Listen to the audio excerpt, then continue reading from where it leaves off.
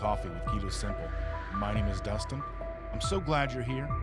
This stream will be starting soon, so grab your coffee, get comfortable, and settle in.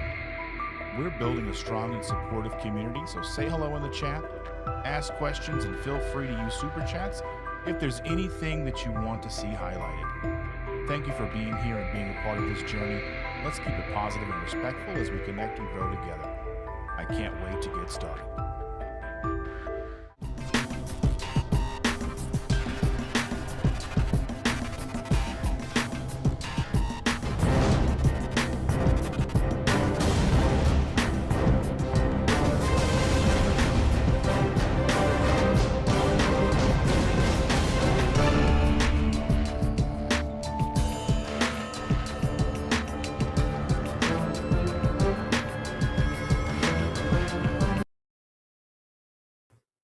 Good morning, everybody. Sorry that I'm late, a little technical difficulties.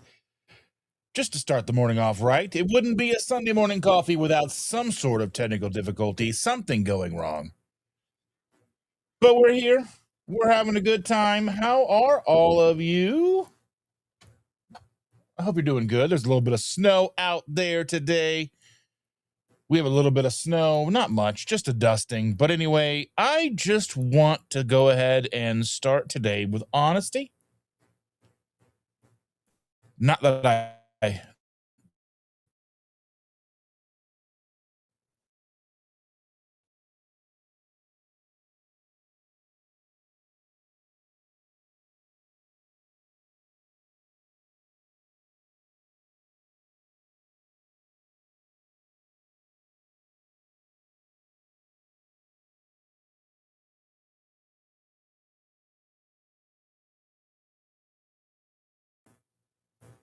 I had this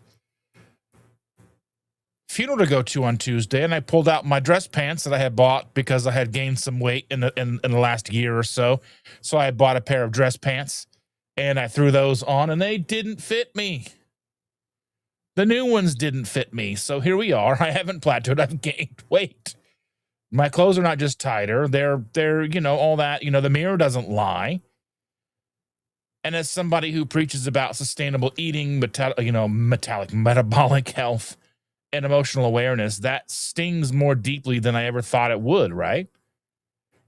I should know what I'm doing. Here I am in the process of being, of finalizing a class, a health coach certification class, if I can even talk today. And I know from experience that this isn't just about willpower. It's about all kinds of things. I avoid being downstairs at my own house as much as I can because walking past the fridge, the snacks, it feels exactly like what it is, a trigger for me. Like I can go, I can do the best I can. I'm down there making my coffee in the morning and I'm okay. But I mean, there's bags of chips. There's just everything. And I know that all sounds like excuses, but when those things are there all day, every day, nonstop, relentless, it's just ridiculous to me, and it's hard to avoid all the time. Like I say, I stay upstairs here in this office a lot. That's like I'm hiding myself away from my own problems, and that's not necessarily healthy either, right? That's not something that I can do all the time, but I do. And I know I have the foods that I want to eat. I have eggs and I have bacon and chicken thighs and I have burger patties and everything that I need to be successful in the fridge, in the freezer, downstairs. And yet the other options just take over. I mean, and I don't know if that's a failure or not. I mean, I can sit here and say that it's not a failure, that it's addiction meeting environment, which really it is. But it's the reality of living in a space built around food accessibility and emotional cues. Like, I mean, I made the comparison to the kids the other day. It's like if I was trying to get off drugs and then moving into a trap house, right? It's like, how do I get better? Like, I mean, I don't know what to do here. I'm at a loss. I'm It's just so frustrating to me. I don't know what to do. And I'm supposed to be the one with the answers. I'm supposed to be the one that knows what to do. I'm the one that's here with the YouTube channel doing this thing every Sunday morning, trying to help others figure this out. And I don't know what to do. And, it's easy to say, just avoid it. And I can't tell the kids what they can or can't bring into the house because they're adults. So I'm truly at a loss here. I mean, I'm doing the best I can. I am trying to avoid it. Avoidance for me really is the biggest thing. I can be up in my office, my room, as much as humanly possible. But I still have to go downstairs. I still have to cook food. I still have to be, I still have to be around the granddaughter, and I still have to do the house things. I have to do the dishes. I have to do the, all the things that, comes with being, an adult. I can't just hide away and waste away to nothing up here.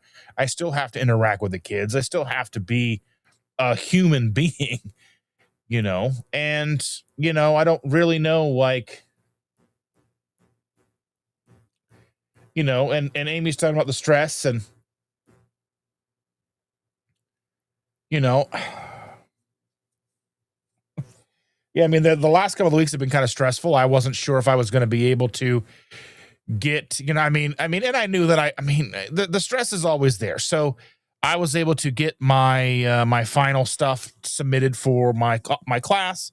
I'm just waiting for them to grade them because we're turning it in right at the last day with everybody else, and there's 100 of them to look at, and so it's going to take them a couple of days to get back to me, and then if I pass, then I can move on to.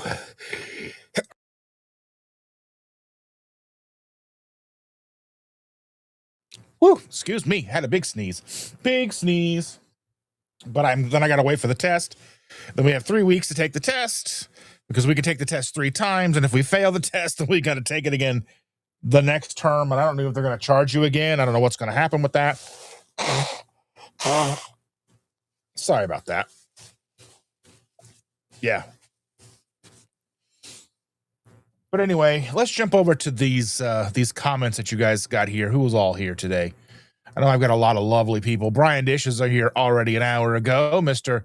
Brian Dish and Brenda Foley. Good to see you, Brenda. I'm so glad that you are here. The same thing here with Sandy Blythe. Thank you, Sandy, for being here. I appreciate you so very much. And then Evelyn is here. Good morning, Evelyn. How are you, my dear? John Together Strong. Hello. And John says, good morning. I have a whole lot of ideas and concepts for music videos. That's pretty intense, the stuff that you guys are putting together. You're making those videos, and they're really cinematic. I like them. Coffee. First sip of coffee of the day. Here's to you. Oh, my goodness. John Gugahan is here. Good morning, everyone. The topic for this morning's live is especially relatable to me. Today is one day, again, of eating proper human diet. The last few weeks were rough. Gained like about 15 pounds. Oh, I haven't even stepped on a scale. To be fair, I went to step on the scale a couple of weeks ago, and the batteries were dead in the scale. And I just haven't gone down to pick up new batteries. I have batteries downstairs. We buy them in bulk. But you've got kids in the house and toys and everything that run on batteries, and everything runs on batteries, remotes and all the things that run on batteries. You keep batteries. So I'm handling that. I just got to go down and get the 3 AAAs and bring them upstairs and put them in the scale. But you know how that goes. You don't want to know because, again, it's only one data point, but that's one of the most triggering data points. And then, trying to put on the pants, and the pants don't fit. And then, realistically, what do I know? I'm wearing pajama pants most of the time. I don't leave the house. Yesterday, I left the house, went to Costco to talk to them about our washing machine that we bought in August that has stopped working already. It's a decent, good quality Maytag washing machine, and it stopped working. So then I had to go. Then I was at Costco, so I did some shopping at Costco. they had heavy cream without carrageenan in it, just cream and milk, 40% milk fat for less than $7 for 64 ounces. But they weren't the same, like when you buy heavy cream, usually they're good for like a month and a half, 2 months. This is good till like 2 weeks. So I just bought 2 containers of it to see how I'm going to like it. So far, it's in the cream in this, because the cream that I have in my in the fridge from Walmart is going to last for like another month. It's okay. It's good through like sometime in April, I think. It's hard to imagine we're already coming up on March. So we've got some things to talk about, some meetups coming up. We've got to talk about Ketopalooza today. I have some articles that I want to talk about. I want to talk about, if you're familiar with IFLScience. It stands for the more grown-up version of I Flippin' Love Science. And for some reason they have, and we'll touch on this a little bit later, just want to kind of give you a idea of what we're talking about today. Talking about me being fat. Oh my goodness gracious. It's just, and I mean, it's obvious. I can see myself on the camera right now. But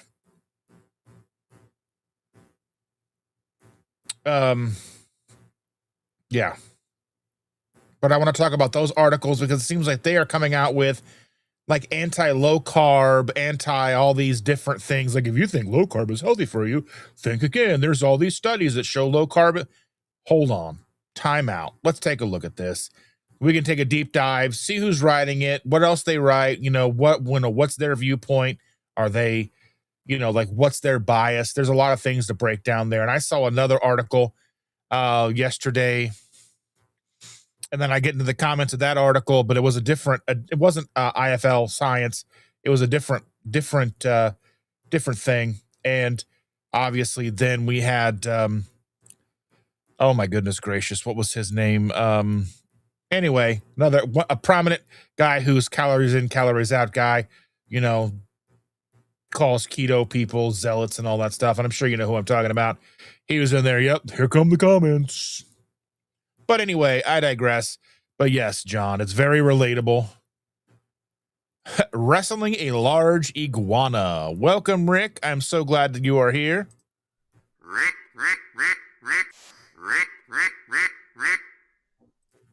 Let's get dangerous. Welcome, Rick. Sean Bradley's in the house. Good morning, Sean and Shell. I hope you're both doing well. That rhymed. I'm like a poet. Didn't even know it. Look at that. Woo! We know Amy's here. We said something. We said hello to Amy just a minute ago. Good morning, my friend. How are you? I get to see you very, very soon in like a week or something like that. Jeff Fuzz in the house. Good morning, Dustin and friends. And Brian Doyle's in the house. Good morning, Brian. He says, good morning, gang. Ruh-roh, Shaggy. Anyway, Andy is here. I hope you had a wonderful birthday, my dear. Everybody wish Andy a happy belated birthday. Good morning, everybody. And this is where I said, I got to restart my internet because that's what happens sometimes. It doesn't help that, like, you've got all the kids and they're playing video games and all that. Like, they were playing video games at 6 o'clock this morning. So that's where we are. Stacy's here. Good morning from Fostoria, Ohio. We are again covered in snow. It was nice having it gone for one day. We've got a dusting of snow. We've had no snow for about a week or so. It's gotten into the 60s here. So I have a love-hate relationship with the cold. I don't want it to go away all the way. And I also, like, if it could be like 40 degrees at night and then 80 degrees during the day, I think I would be very, very happy. But I don't know if that would even work out very well. But you get me. You know what I'm saying? You know what I'm saying? Oh. Andy's asking, are we going to see Audrey next week or will she be hiding? I don't know who Audrey is. Audrey. But Amy says she will probably hide, unfortunately. Andy, but you will be staying where she lives. Oh, yeah. Brian says, we got about an inch of snow last night up here in mid-Michigan. Is it just mid? Is Michigan just mid? Or are you just happen to be like in the middle of Michigan? And Andy says, oh, okay, Stacy, I had to go to my window and see, yes, we have snow again. We've got a slight dusting, like I said here, everybody. Nothing crazy, nothing crazy. Good morning, quackers. Yeah, I missed you guys on Tuesday, and then I was going to go live on Wednesday and the things, and then Thursday, and then I ended up going live yesterday. And I had a guest. I had my friend Chris on. If you were at Ketopalooza in 2022, that's crazy to think that we had Ketopalooza 2022, 2023. No, was it 20? Wait, hold on a second.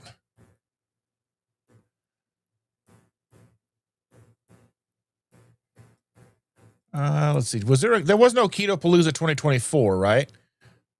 Or was it, did I go to 23 and 24, or was it 22, 23? I can't remember. But I know I went to 2 of them. And I met him at the first one.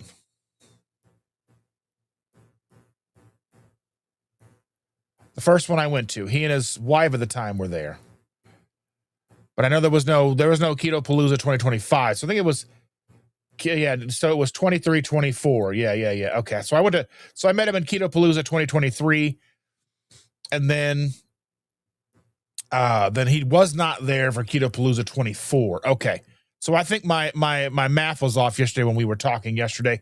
But I thought YouTube was broken because there was nobody in there chatting before the live started. And then it was like about halfway through when everybody started coming in and talking. So I thought there was something wrong with YouTube.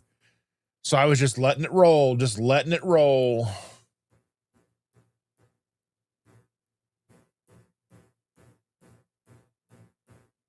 Josephine's here. Good morning, Josephine. And Rick says he somehow had no technical issues yesterday. Well, I'm glad that you had I didn't have any technical issues yesterday with the live stream outside of the fact that I thought YouTube was broken and wasn't showing me to anybody.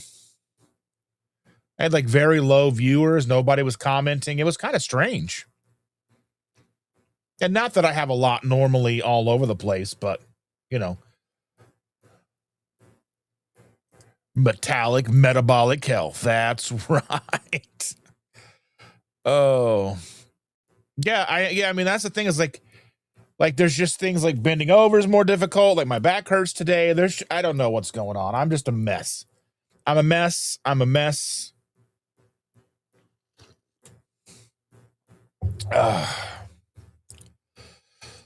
Yeah, Rick says, if there are snacks in my fridge, you know who they're for. They're for a little kitty cat.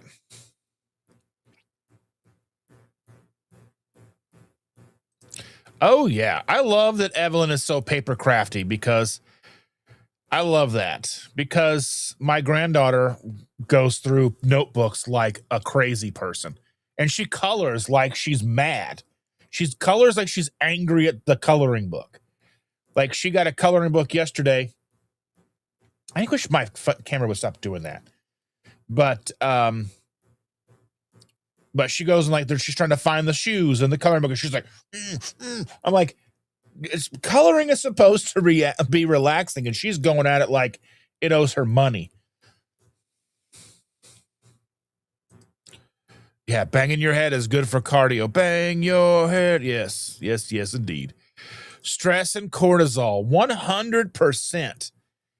Stress, cortisol mixed with the revolving door of stress, food, stress eating, then food, then the revolving door. And Andy says, I'm back buying some pants that are bigger than I like, but I can't wear leggings when I go to Germany. I need regular pants.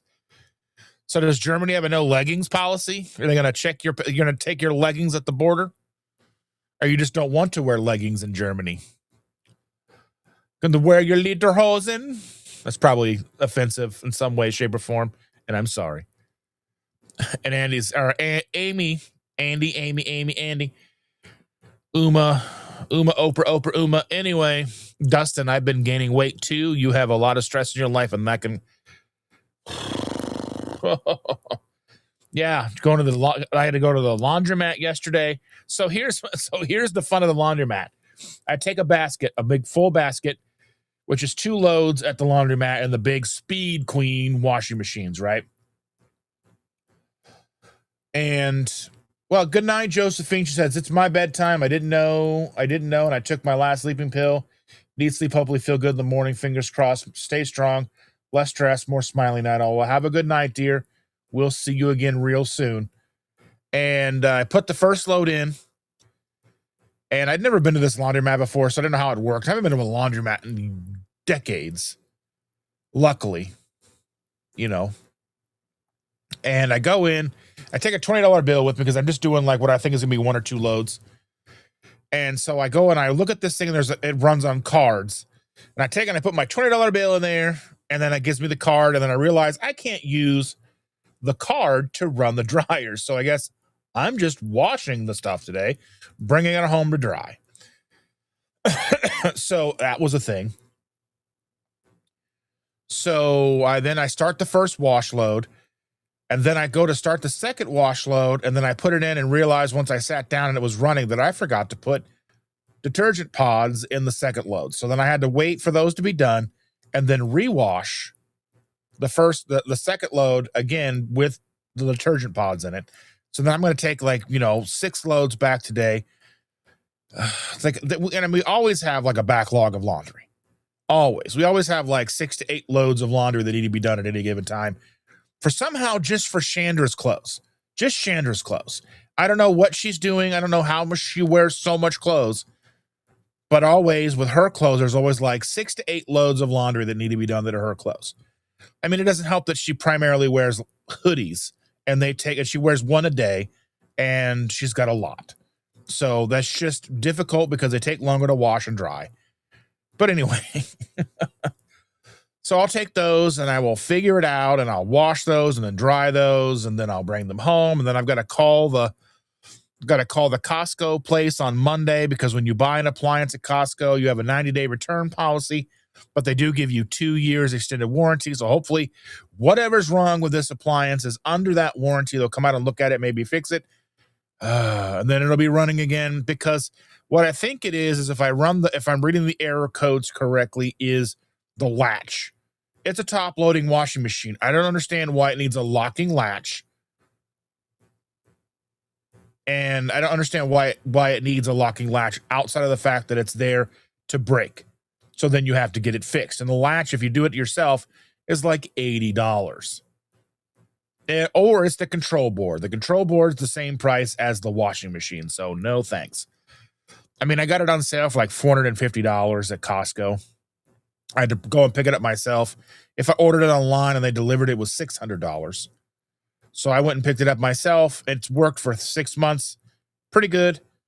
Just, I don't understand. Like, I just want things to be okay for like, I want things to work for like a week. Though I was very happy that when I finally submitted my case study, and then I watched the video, and then I'm like, I'm too nice, because I was like, in my case study, the person was, in my opinion, very matter of fact in what they wanted, what they didn't want. And I figure they're coming to me for a service. They're coming to me to be their health coach. And without giving too much information away, I mean, or boring you guys with all that stuff, but they wanted to be treated a certain way. They wanted things to just work, and I understand that. So that's how I focused everything. So we'll see how I get graded. We'll see how that turns out. Yeah. Yeah. And Josephine's 100% correct. I am human, and I suffer from human faults. But it doesn't make it any easier when you want to be the person, you are the person that people come to. But again, we are a community, and we lean on each other, and I have to remember that, and I hopefully lower my own stress. I'm trying to relax. Trying to just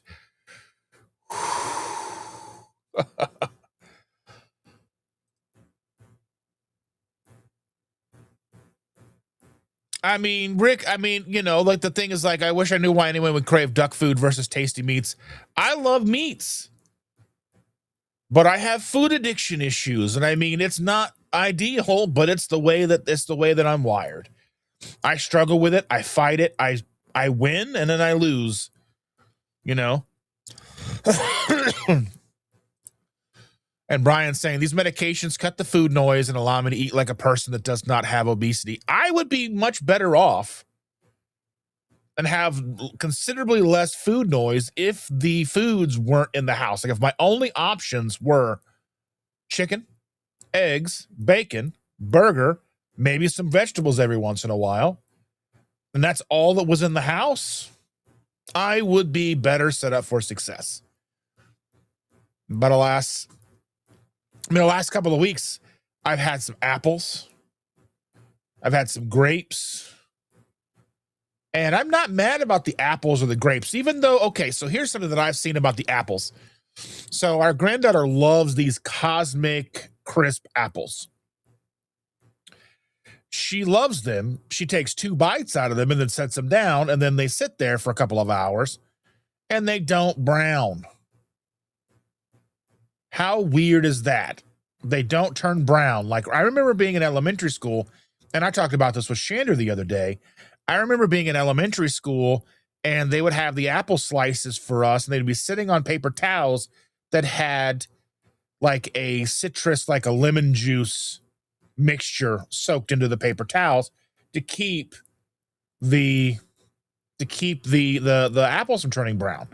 Now, like this apple sat overnight and didn't even turn brown. What did I do? Like a dum-dum, I cut it up and ate it because they're so good. They are delicious apples. They're so good. Good, cold, crisp, crunchy, sweet apples. I don't normally eat a lot of apples. I'm not a big fruit person. But, you know, the granddaughter, she loves grapes. And for some reason, Walmart has had these Chernobyl-sized grapes. They're like this big. They're gigantic, ridiculously big grapes. So I've been eating those. She loves those. And then I'll make her breakfast, put a couple of grapes on the plate. We go to school, and then the grapes are left, and then I eat some of those. It's just a vicious circle, right? Andy says that we have pork in the crock pot from last night, making shredded pork to eat with friends before going to bingo. B-I-N-G-O, B-I-N-G-O. Yes. And Brian says, I'm now wearing large pants and still XL shirts, but down from 3X. You know what? You are kicking butt and taking names, my friend. I'm truly, truly inspired by you. I'm truly glad that you have found what works for you, and I'm truly happy for you. Oh, and Amy says, I didn't know that there was a limit on how many times you could take the test. They mentioned it in the last office hours when they were talking about they want you to get the case study turned in, and then when you're approved for that, then you could take the test when they open it up. I don't know. I would like it if there was a study guide. I know it would be nice to have like a study guide, because I haven't taken a big giant test in decades, and I can't say that I'm not a little overwhelmed and nervous and anxious about it. But at least I know I can take it 3 times, right?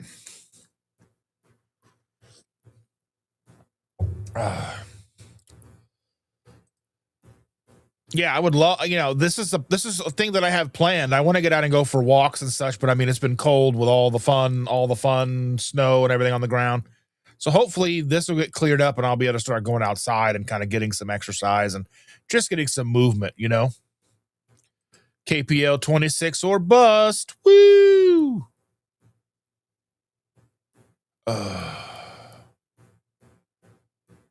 Thank you, Sandy. I appreciate you so very much. From when I sneezed. And Evelyn says studies funded by cereal companies are going to diss keto low carb. Yeah, but I mean, I just got to figure, if you're looking at the IFLScience and looking at all these things, and it's just, and they've been very weird about nutrition as of late. And I imagine there's probably some partisan issues with that. And, you know, again, I try to stay away from political stuff here, but the person that is in charge of, of the health for the United States is a controversial figure.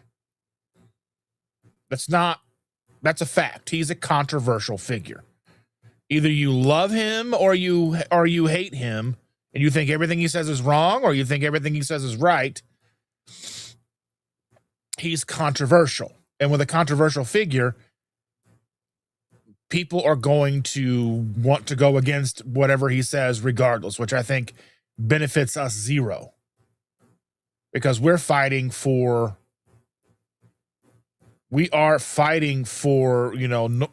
widespread mainstream adoption. We need as less friction as possible when it comes to all of these things here in the United States. And I don't see we getting that with this person. But anyway, and Rick says, I'm here every Sunday, and I appreciate you, Rick. Rubber Ricky, you're the one. Oh, my goodness gracious. Let's get dangerous. Terry's here. Good morning, Terry. Very glad to see you, my dear. How are you? And Sonny is here. Good morning. How are you? So very glad to see you.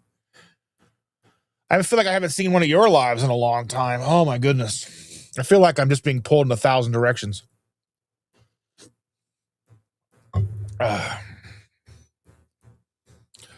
Yes, hit the thumbs up, like, share, subscribe, do all the things.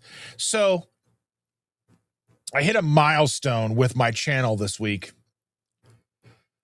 And maybe I'll show this to you guys because I think this might be something that's interesting here. Let me go ahead and bring something up real quick here. Because I think that is something that may be of value to all of you.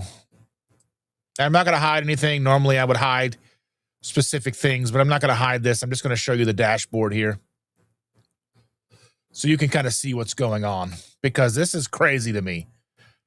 So let me go ahead and I'm going to share my screen and show you my analytics for my YouTube studio.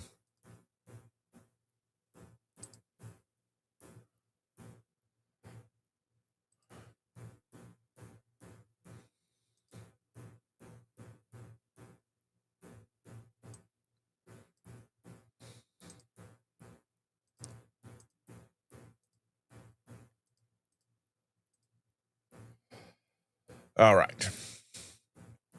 So this is what my YouTube analytics look like. Now, this is nothing hidden. I'm not blurring anything out. I don't know how to do it anyway. But let me go ahead and bring this over so you guys can see this. So this is my subscriber count. This is all real time. This is not a screenshot. This is my actual YouTube dashboard right here.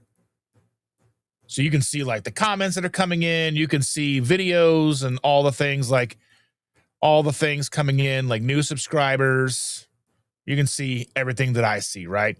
So if you see here, views, in the last 28 days, I've had 60,000 views.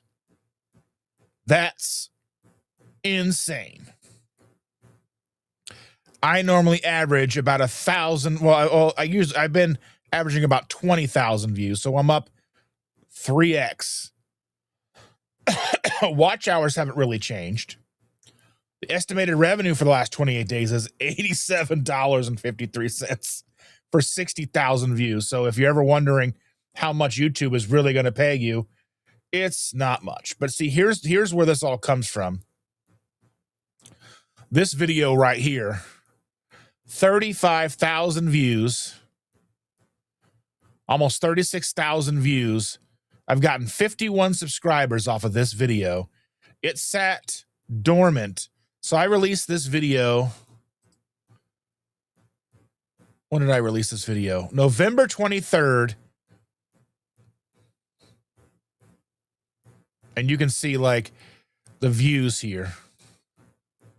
I'm going to keep it going here. And then you go about a year. November 23rd. So here's a year, 1 year, 1,307 views. It still just kind of sits. I mean, normal shorts, they get a few views a day. Then all of a sudden, it just starts to ramp up. And then here we are, like up to 35,000 views. So in the last 48 hours, it's had almost 12,000 views. I've made $6. If this was a regular video, like a long form video, let me see what it would be. So a long form video would be, so 30, let's say 35,000. So 35 times would be about let's say $5. So 35 times 5 would be $175 versus $6. So that's the joys, that's the fun of YouTube. But I just kind of want to show you that because I mean, I've been seeing this increase and it's crazy and I'm excited about it. And I've never really had, I mean, I have other videos because we can go in and we can go and look at content. We can go and look at videos, like we can look at long form videos here. One, like my biggest long form video is my white bread chaffle video with almost 42,000 views, 174 comments. And then you start getting down here. And you start so I've got 1, 2, 3, 4, 5, 6, 7, 8, 9, 10, 11, 12, 13, 14, 15, 16, 17, 18, 19, 20, 21, 22, 23, 24, 25, 26, 27, 28, 29. 29 videos out of 900 that have over 1,000 views as far as long form content goes. So I don't know, like if this is interesting to you guys, that just kind of goes, then you can look at shorts. Now, obviously I have more 1,000 view shorts, but they get more views easier. So my biggest one there's 172,000 views, 59,000 views, 34,000 views. For whatever reason, like this one's more, it should be here, but it's not for some strange reason. I don't know. What else? I wanted to show you something else, I thought. Let me see. What was it I wanted to show? I don't remember what I was going to show you.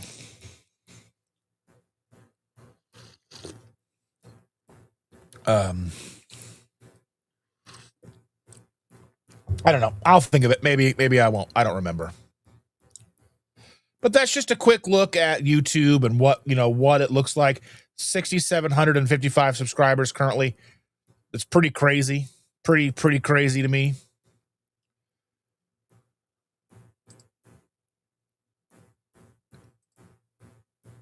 But yeah, that's where I'm at there. So I figured that was a good thing to show. I don't know if you guys want to know about that or not, but that's where I'm at.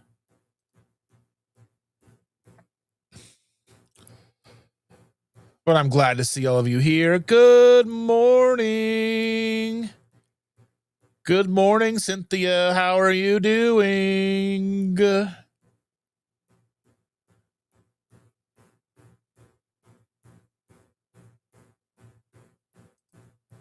And Sean says, please hold my sister in your prayers or healing vibes. She suffered a stroke last Sunday. She has weakness and numbness in her right side. Show and I are trying to get her to eat healthier. That I feel you, and sending all the positive vibes to you and your sister. I have a cousin that is a type 1 diabetic. He's maybe a year older than me, and he's had multiple strokes. He doesn't take care of his type 1 diabetes, and it's not the kind of person you can just be like, hey, you need to eat better, because it's not, you just can't jump into that. You know how it is. You just kind of have to. I talked to his mom, I talked to his mom, and I'm like, hey, she's like, I know. So yeah. But we love you guys, and I hope that she has a quick recovery. And keep us posted on everything. And our good friend Carl's here. triggers can be all kinds of stuff. The object of addiction, social, emotional, environmental, etc. My whole life is a trigger. So the only thing that works is managing my own behavior. And I'm struggling. I'm trying to but it gets to the point where I'm like, you know what? Like, I'm kind of in a place right now where the stress, I'm like, you know what? I did all this stuff today. I'm even though I know it's not helping me, but I did this today, so I'm going to do this. And I'm like, that doesn't make any sense. It doesn't make any sense. And I know it.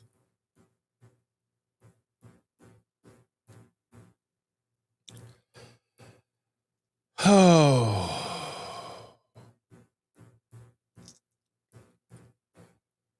We're all showing Sean love for everything and his sister. Miss Booby Goats Erin is here. Good morning, everyone. She slept in. I was wondering, you said you would be gone for 40 days. So I'm glad to see that you are still going to be involved in the chat so we don't miss you and being around you a little bit. And Andy says, Melody does too. The faces she makes while coloring and painting, the tips and the markers the last couple of days. Yeah, she just runs through them. She's so she's got to do it and then how fast she goes through stickers. She's just on a mission. She's on a mission.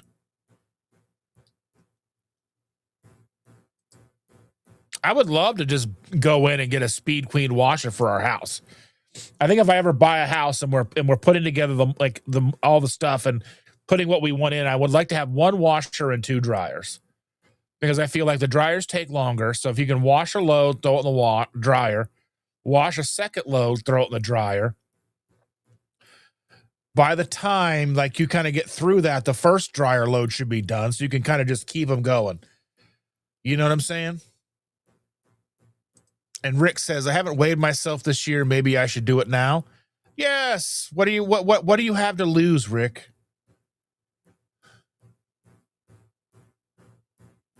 And Amy says, sorry if I missed saying hi to anyone getting ready for church. That's okay. You do you, Amy.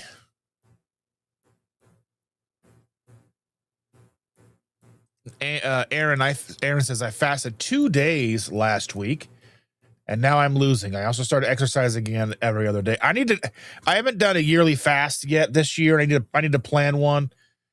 I think a good 7-day fast will do me some good. I'll plan it and I'll put it up and see if anybody wants to join me. So be on the lookout for that. It'll probably be mid-March, maybe the last week of March. We'll see how things go. I know March 2nd, we have a meetup in Elkhart, Indiana.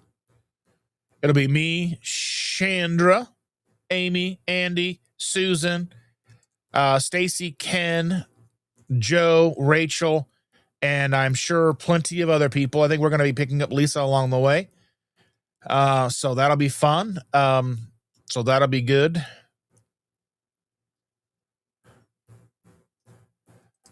And Rick goes, I see why you hate the scale. I just got on mine and only weigh 190. I must be dying of starvation.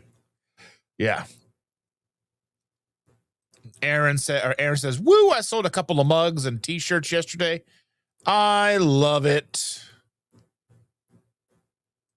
And Rick needs to get back to daily heart attack burgers. I love that too. I made Butter Bob heart attack chicken last night. Oh, it's so good. I let the skin, I just kind of set it and forget it. And I let the skin get super nice and crispy, just the way I like it.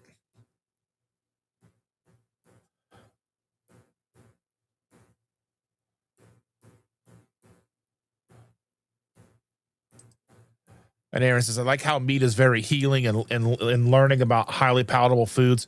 Yeah, it's just anything that you can really eat mindlessly and don't get full from is a problem. And I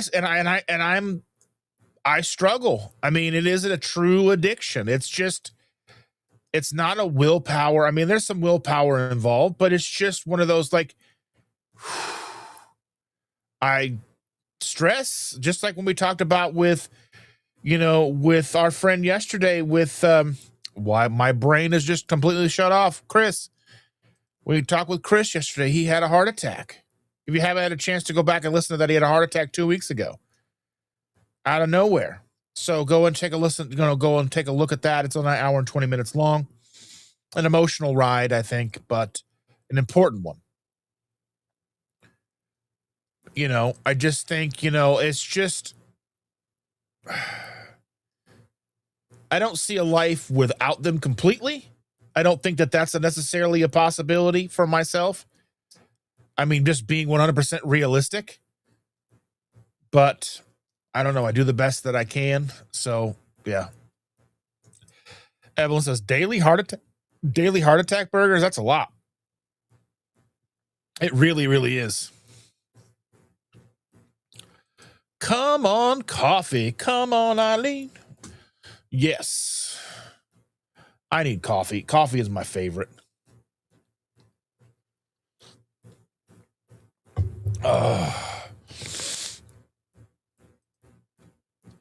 Cass is here. Good morning, ma'am. How are you? She says, good morning, all. Aaron, happy for you that you are feeling back on track. I don't know how you make time for yourself. Thus, I hope laundry becomes less stressful in the near future. Well, if the washing machine would just work. I can do a couple loads a day and not really even think about it. Just go in, switch them out, switch it. But I mean, usually it takes one load. Our dryer, for some reason, is slow. I think because the washer machine is too big, it holds more clothes than the dryer can handle. Because it's a 4.8 cubic foot washing machine. And I don't remember how big the dryer was, but it's about the same size. But it should, I have to run the dryer 2 or 3 times, so it just slows me down. Then I forget to go back because it's running, and then I forget. Yeah, and laundry backs up. It's just crazy. And Rick used to eat 3 heart attack burgers a week. So that's a 2 pound of burger, 1 pound of bacon, and a whole bunch of cheese. Is that what we're talking about?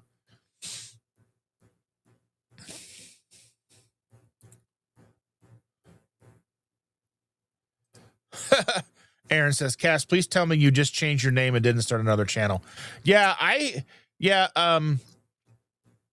Helen had reached out to me and goes, Cass doesn't have a channel anymore. And I'm like, I saw her in my live. So I had to go back and look at the live from last week and scroll through to find Cass commenting on my channel, commenting on the live to find her channel because I couldn't find it. And I was like, I knew I was subscribed to her. And then I resubscribed, and then I realized, and then she's like, oh, she had to start a new channel and all that stuff. I'm like, oh, okay, that makes sense, I suppose. But I'm still not sure about all that stuff. But anyway, welcome. Glad that you have everything back in order again, Miss Rapunzel. Rick is allergic to apples. That makes sense. I could see that.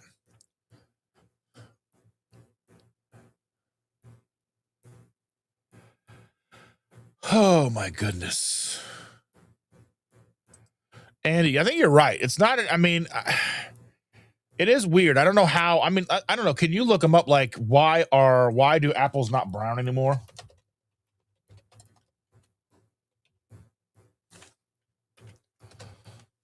Apples still turn brown, but many modern varieties like Honeycrisp are engineered or selected to lower levels of enzyme, the polyphenol oxidase, PPO, which causes oxidation when exposed to air. Additionally, many store-bought pre-sliced apples are treated with antioxidants like calcium ascorbate or citric acid to prevent browning. But yeah, these are like a Honeycrisp variant. These are a Cosmic Crisp. So breeding variety selection, popular modern apples such as Honeycrisp are naturally slower to oxidize. Because usually you'd cut an apple open and within just a few minutes, you're you cut the apple up and before you get to the last slice, it was brown. So yeah, so I don't know. That's a weird crisp water content and slower oxidation. That's just, I don't understand. It's weird. Yeah, even Reddit's like, am I going insane or do apples no longer turn brown? Different varieties contain different amounts of both the initial enzyme and the polyphenols, and thus they brown at different rates. It's crazy. I didn't even understand that, but here we are. So at least we can know that we've kind of got that worked out, ladies and gentlemen.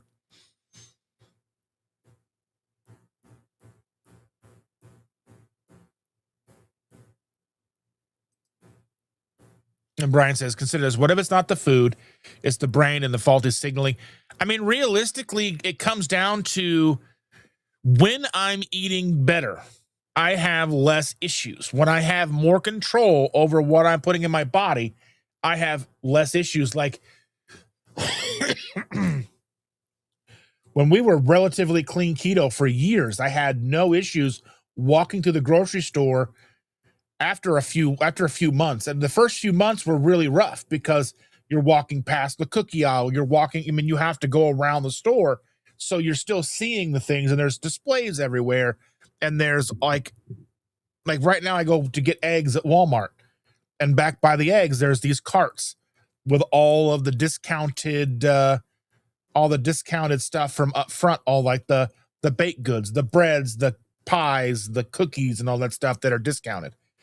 And so that's right by the eggs. So there's the eggs, and I go to get eggs and I see that. And then I'm always looking at the clearance aisles to see what's there, because sometimes there's some good stuff there.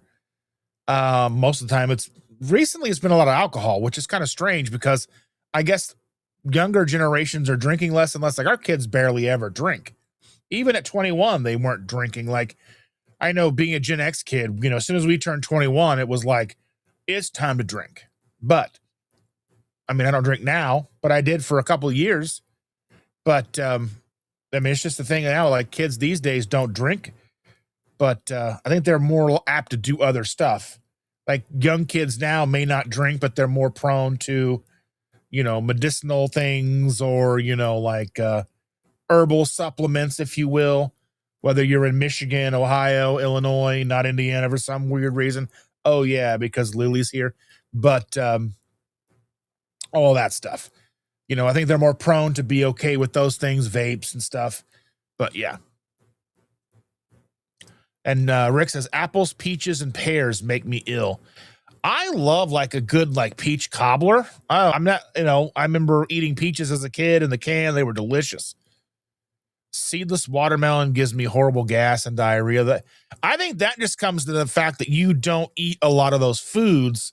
Like you don't eat a lot. I mean, I don't know how much watermelon you're eating, but I mean, it just seems like your body is set up. The enzymes in your body is set up to process meat and only meat. So when you introduce something like watermelon, there's the natural sugars, the fructose and all that stuff. And your body's like, hold up. What is this? What are we going to do?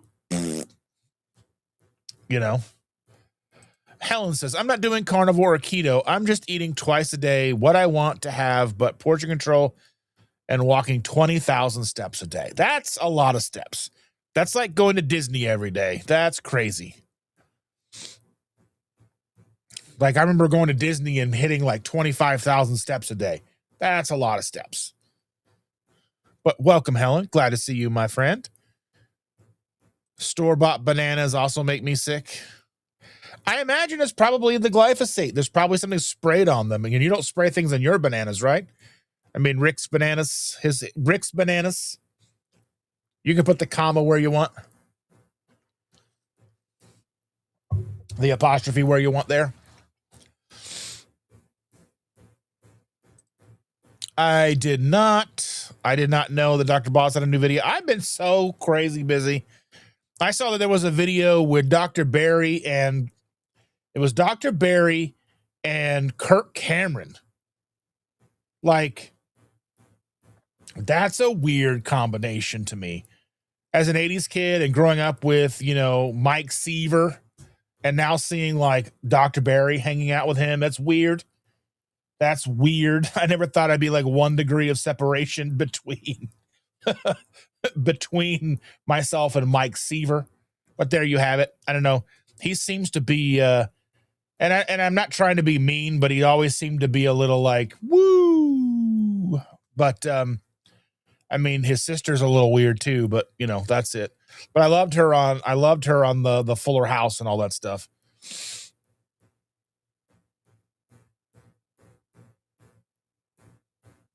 Yeah, moving is a big part of that. And I don't get a lot of movement. I don't get a lot of just me getting out of the house or moving around is just, It's so bad. I move so little that like when I get up and do normal things, my watch is like, "Yay, you're working out." And I'm like, "I just walked down the stairs." Okay? It's pretty rough. And Rick says, "Why is it so hard for me to gain weight?" Do you need to gain weight? Is that something that you need to do? Do you need to gain weight? Are you at a healthy weight for yourself? Like, I don't know, like what's your body fat percentage? You should be, what do they say? Like an average, like a healthy man should be about what? 15 to 20% body fat? Let's see.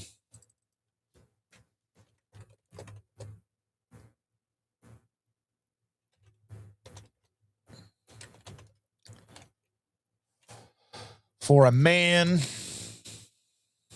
10 to 20%. So I would say, let's see.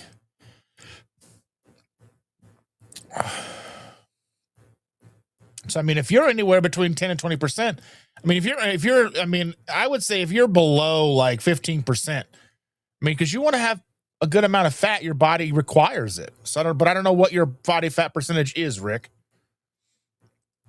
Yeah. How Cass is talking about Helen's sourdough video. She was eating some bread, some. I can talk, I promise. But Helen was eating some poached eggs on sourdough, and sourdough is delicious. Like the other day, the kids had a loaf of sourdough, and here I am trying to avoid the sourdough, and I'm trying to avoid the sourdough, and finally gave in to the sourdough, and I made myself a like a cold cut sandwich with the sourdough, but I put the sourdough in butter on the stove and made it all crispy, and then put some cheese on it and some turkey, and bruh. I'm like, there's something about crispy, toasted, buttery sourdough that's amazing. I will never buy it. That's my plan. I don't buy these things, but they show up in my house. And then my body's like, you should eat that. And I'm like, no, I'm arguing with myself. It's an ongoing battle. And I win some and I lose some. And I mean, I'm struggling. She's going to start swimming every week. I love that. I want us to be able to go to the Y. We have, there's no real Y close to us. We'd have to, no matter what, it's like a 15-minute drive, especially during the summertime. I think the summertime will be very valuable for us because we're going to have a baby and to take care of. We're going to have a 7-year-old to take care of. And Chandler and I are going to be needing to be moving. We're going to have to get out and move and exercise. And I mean, yeah, we can go. We have a pool, and when that opens, we can go. But I think it would be good to be able to go and teach put the girl in swim lessons, and then I can lift some weights. So I think lifting weights a couple times a week would really, really go a long way with my metabolism.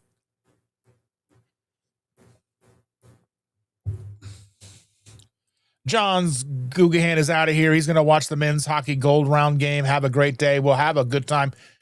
Go USA. And Helen eats sourdough every day. It's just delicious. I mean, you can't lie unless you're Rick and go, it's gross. It's not. It's delicious. Lewis is here. Good morning, Lewis. I hope you're doing well, my friend. Kevin from Tuber Chat is here. How are you doing, my friend? I have not caught one of your lives this week. I haven't caught much this week. I've been super busy and stressed out. Oh. And Cass is happy. What are you happy for me about? I forget now. I get here and I don't remember.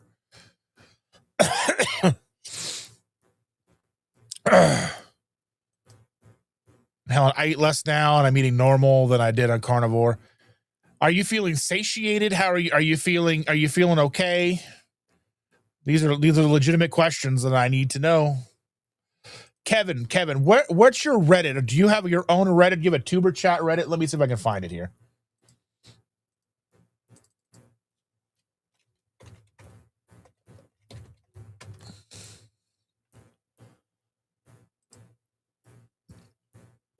There we go.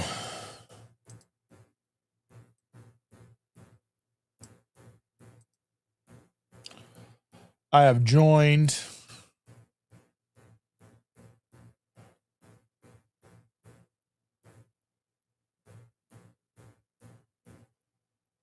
I joined the Tuber Chat Reddit community.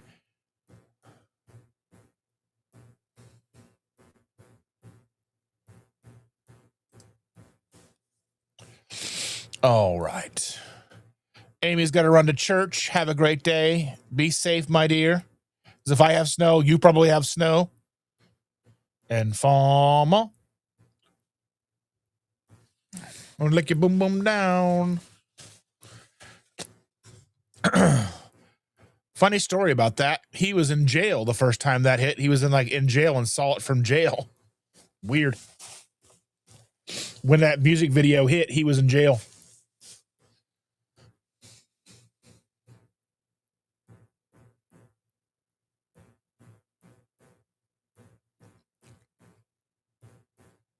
Oh.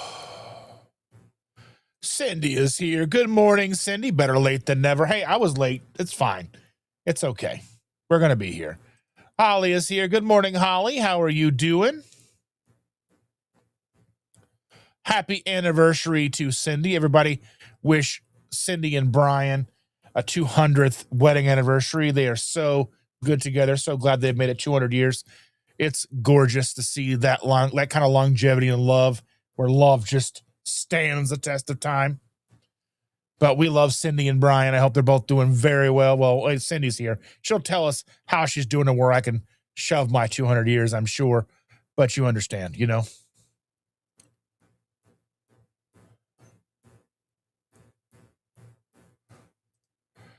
And Carl's talking about it. Don't misunderstand me. I struggle every day too. I simply have to come to the realization. Honest truth is, I can't avoid triggers, so I have my own choices, and I must do everything on purpose.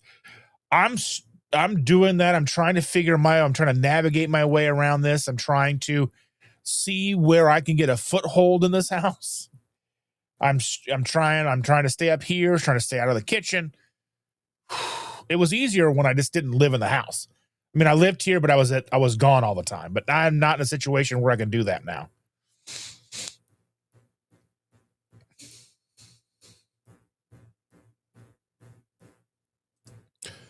I love that. I don't always eat at the same time every day. I kind of just go where hunger is. Because sometimes I'm really, really hungry in the morning, and sometimes I'm not hungry until late in the evening.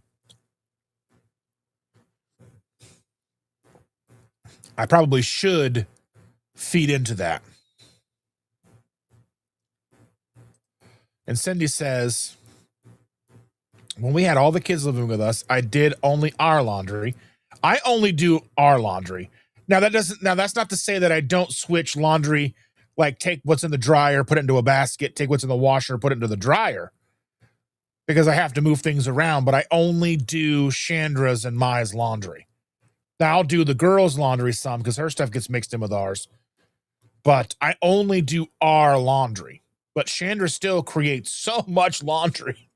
So I don't do the kids' laundry. Now, like I say, if there's something in the dryer, I'll put it in a basket. If it's the boys, I'll set at the edge of the stairs. If it's the kids, their bedroom is right next to the laundry room, so I'll set that basket in their doorway so they know it's their basket. But that's as far as it goes. I'm not trying to, if I'm in, I mean, realistically though, if I'm in the laundry room and I take my load out of the washer, put it in the dryer, and there's a basket of the kids sitting there, I'll load the next wash load.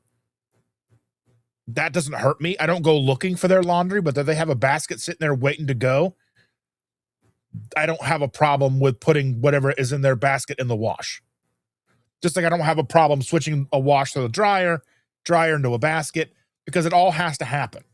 Now, like I said, I don't go looking for their clothes. I don't pick up their clothes. I don't do any of that stuff. I go looking for towels because I got to find towels. But, I'm not doing their laundry. I do the bare minimum of their laundry to make our laundry move, like move the wash to the dryer to a basket, baskets to the top of the stairs, basket to their room, whatever. But yeah.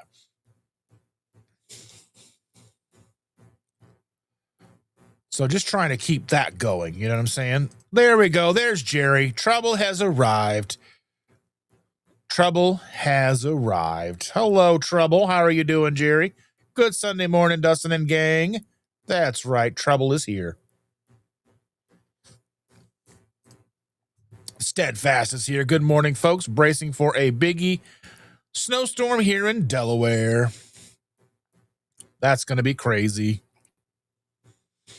So that's Sharon. So Sharon is preparing for a big snowstorm. Let's see. Evelyn says, I used to dip cut apples in lemon juice or soda water and then put them back together like a puzzle. Put a rubber band around them for putting the kids' lunchboxes. Yeah. I like that. I like it. Oh, Jerry is here. The gang's all here. Now back to my squats. Pray for my glutes. Well, perhaps not. I'll deal with it. I love that.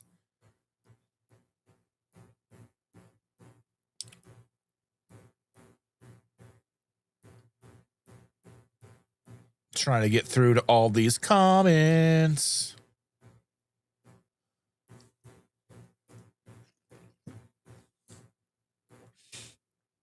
Oh, my goodness.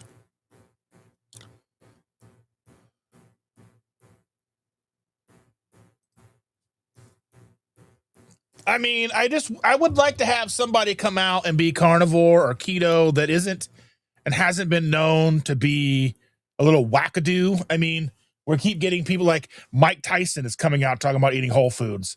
Like Mike Tyson bit someone's ear off. I mean, we've got to get some people on our side that are in the news for positive things. I think we keep attracting. I'm trying to be positive about it. I'm trying to be positive. We got Mike Tyson. We got RFK Jr. We've got Kirk Cameron. We need to find somebody who's, and I mean, and you can think about that as you want. It's your opinion. Is fine. I find it funny because, we've got all these people and we need people who are, I don't know, in the mainstream that are going to bring a lot of people with them. And these people aren't it. I mean, they're the beginning. Hopefully they're just the beginning. But, even Joe Rogan talking about being carnivore is divisive. And he's got millions and millions of people who listen to every episode he puts out. But people look at Joe Rogan and go, well, Joe Rogan's carnivore. I'm not going to do that. We've got to find something. I mean, hopefully we continue to grow this community in a manner to where we are getting more recognition that is positive. So hopefully we can do that. Biscuit's here. Good morning, Biscuit. How are you? Glad to see you.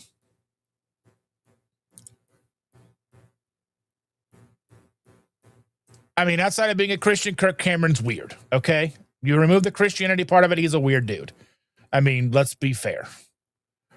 I don't think he's weird because he's Christian. I think he is Christian and weird. I mean, I'm weird as shit too, but come on. I'm also not that famous. Because if I was that famous, we'd be like, well, he's weird.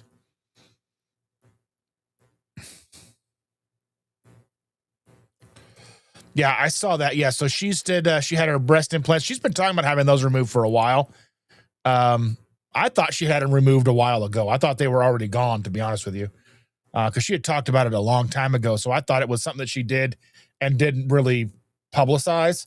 And then I know then she had started talking about like when she turned 40, she was having the surgery and all that stuff. So I haven't watched I've seen her short form content, but I haven't watched her long form videos yet.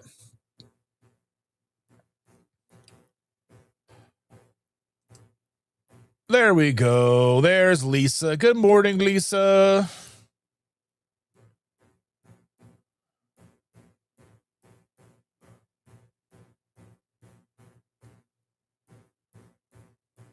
Trying to get through these comments. Cass is here. Cass, this is Cass. There you go, Jerry. This is Cass right here. There she is. Rapunzel Mountain Cottage.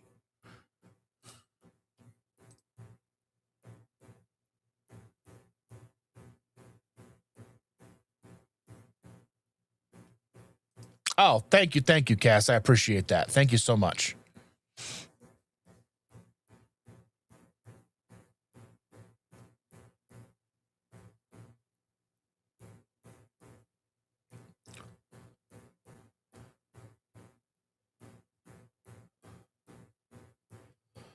Yes, happy 200th wedding anniversary, Cindy and Brian. I love it.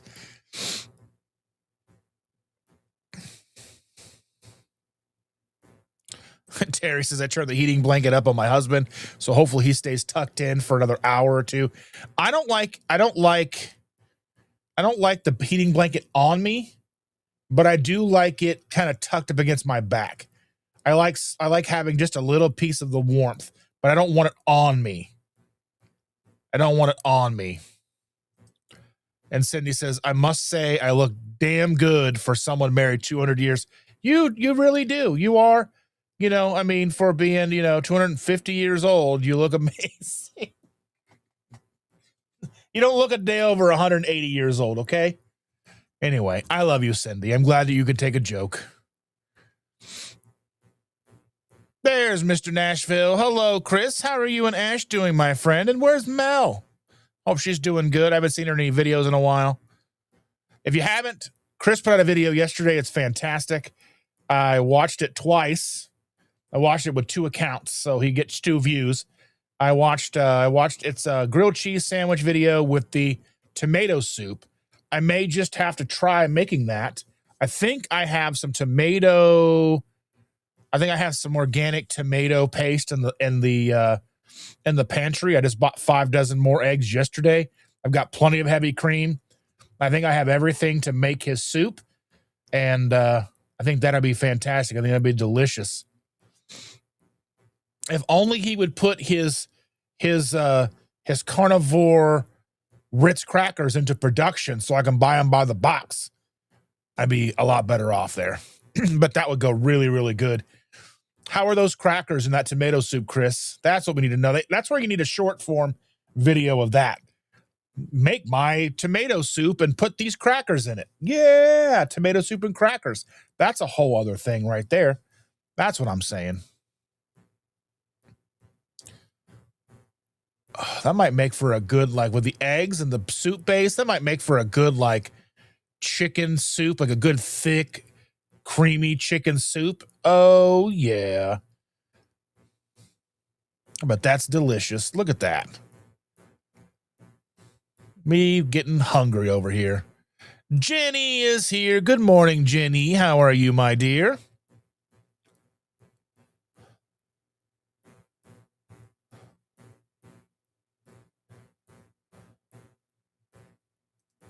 Is my beard long enough? I mean, I don't know. It's been this long for a while. I don't know. Is it gray enough is the question. I got called flipping Santa Claus yesterday by a kid in a cart at Costco. So that's the first thing. That's what's going to happen now. I'm going to be in public and then be like, it's Santa Claus. I'm like, nothing for you. I love kids. I wave at them and stuff. And I'm always like worried the parents are going to yell at me.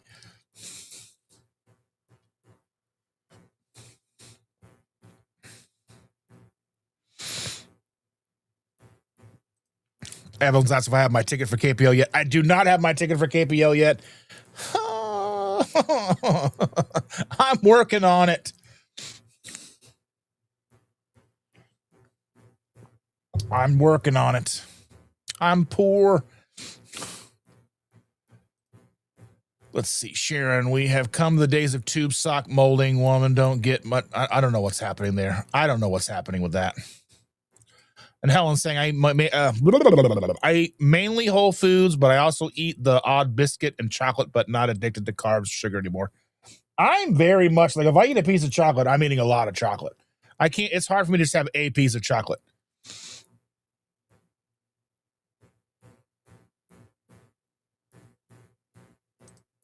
Yeah, I mean, he's a popular cat, but he's not in the mainstream. He's not in the mainstream like zeitgeist anymore. He's just not. The mainstream zeitgeist thinks he's a cuckoo. And I mean, that's true. I'm not trying to be mean about it. That's how the outside, if you're not following him and you don't, you just assume he's nuts. He has kind of given himself that kind of, I don't know, the way he left the show, when he was a teenager and all that stuff. And then he's kind of been out of the loop. I'm not trying to be mean. I'm just saying that's how I see it. And I mean, we are looking for mainstream acceptance here. We're trying to get millions and millions, if not billions of people to be healthier. We have to do everything we can. We need everybody on board. That's why when somebody starts coming in and they're divisive, like someone like Mike Tyson, I'm like, oh, I know it. Thank you for being a part. Thank you for being, but we need less. I mean, we would need it'd be like having, going back in time and having, Mr. Rogers promote carnivore. You know what I mean? Like somebody who everybody loves. We need Sesame Street to start talking about eating carnivore. That's what we need. But we've got Mike Tyson and Kirk Cameron. And while in certain circles, that's fantastic, but it's not mainstream. I mean, if it does get mainstream attention, that's probably going to be negative. And we have to be open and understand that. It's the way things work. Like, I mean, you got to remember, we're fighting an uphill battle. We're fighting against pharma industry. We're fighting against Nabisco and Pepsi, and we're fighting all these things. And they're going to push back way harder than we can. So it's going to take us so much work. That's where, to me, like the idea of like dividing ourselves into carnivore, dividing ourselves into keto, dividing ourselves into ketovore, and just claiming like, repping your carnivore set. Look at me, I'm carnivore. Ooh. You know what I mean? We can't do that. We've got to be proper human diet. We got to be healthy by any means necessary. And I know people probably don't like me saying those things, but that's what I'm here to do.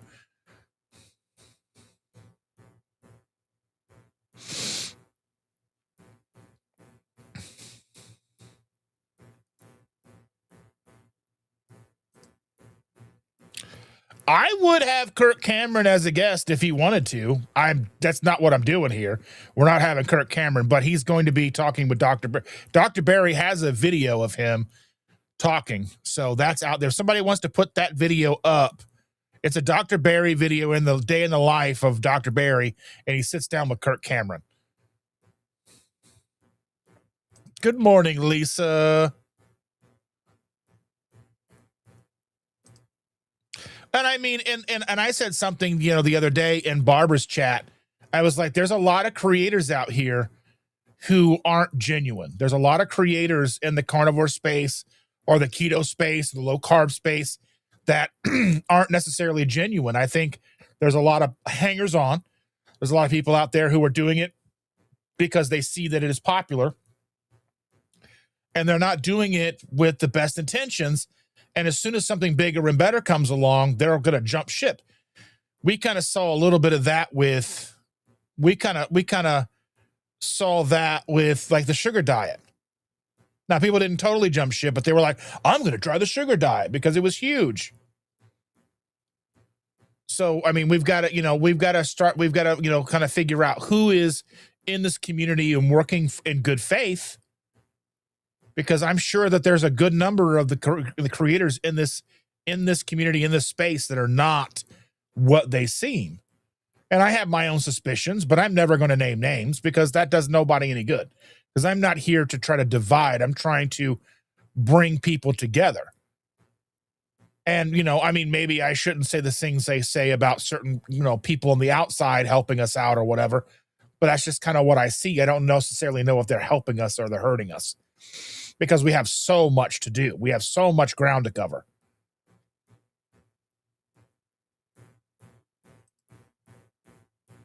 You have not spent enough time with me, Jeff. If I am weird and a little goofy. I'm like, it's like 60-40, 60% weird, 40% goofy,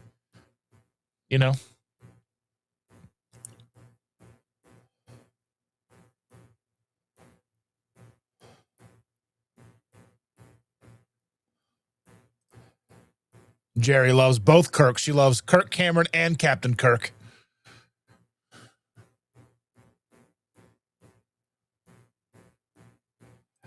Morning, biscuit. You're my biscuit with honey. Oh. JJ's in the house. Good morning, JJ. How are you doing, my friend?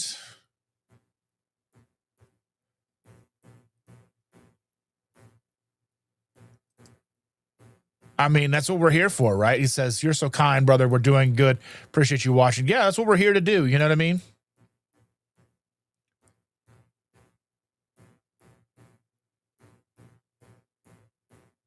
I love it.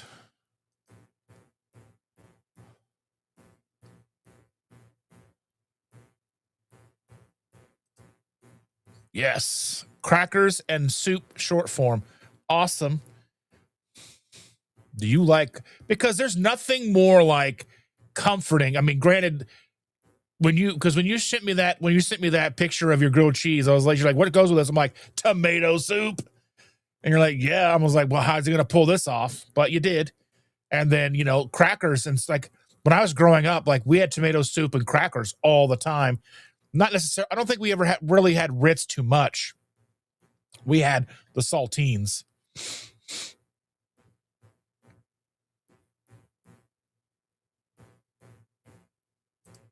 And I'm not saying that either, Stacy. She's like, yeah, like I don't know how normal they are. Because if you've been famous your whole life, it's really, really difficult to be normal. If you've been famous since you were a kid, I don't think there's much normal about you. There's probably as normal as you can be. But if you've been famous since you were a teenager, you've been famous for 30, 40 years, I don't really think there's that much normal about you. That's like any of the popular kids that we know. Everybody from Hannah Montana, from all like the 80s movies, like the Coreys, Corey Haim, Corey Feldman, all of them. There's just, I mean, and it has nothing to do with them being forgiven. And I'm not saying that they're bad people. I'm simply talking about public perception, because I think that's what we're battling here. When it comes to keto, carnivore, low carb, when it comes to the proper human diet, we are battling public perception. That's been my whole thing when it comes to RFK Jr., with now Mike Tyson being involved. I'm seeing a lot of posts by Mike Tyson to eat whole foods. Is he right? 100% he's right. But what's the average public perception of someone like Mike Tyson? It has nothing to do with whether I think they're a good person or whatever. It has no bearing on what I'm talking strictly public perception. Because what are we trying to do here? We are trying to grow a community that's going to encompass millions, if not billions of people. And we have to be mindful of public perception. We have to be mindful of the vernacular that we choose. We have to be mindful of how we interact with new people. We have to be mindful of all of these things moving forward. And, it's like, is it a fantastic thing that someone like Kirk Cameron is a carnivore? 100%. Is it fantastic that Joe Rogan's a carnivore? I think he's pushed it forward more so than I think people even realize. Because when I first started keto, he was talking about low carb. Then he started moving towards the carnivore way of life. Started having Sean Baker on, and he started having all these more, like Michaela Peterson. He's talked to Jordan Peterson, but Jordan Peterson really wasn't.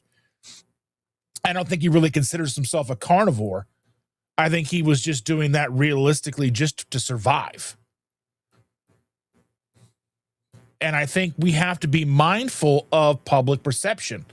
And that's where that's like I said, it has no bearing on me who Kirk Cameron is as a person. But public perception on the mainstream is what it is. And we are navigating tough waters already.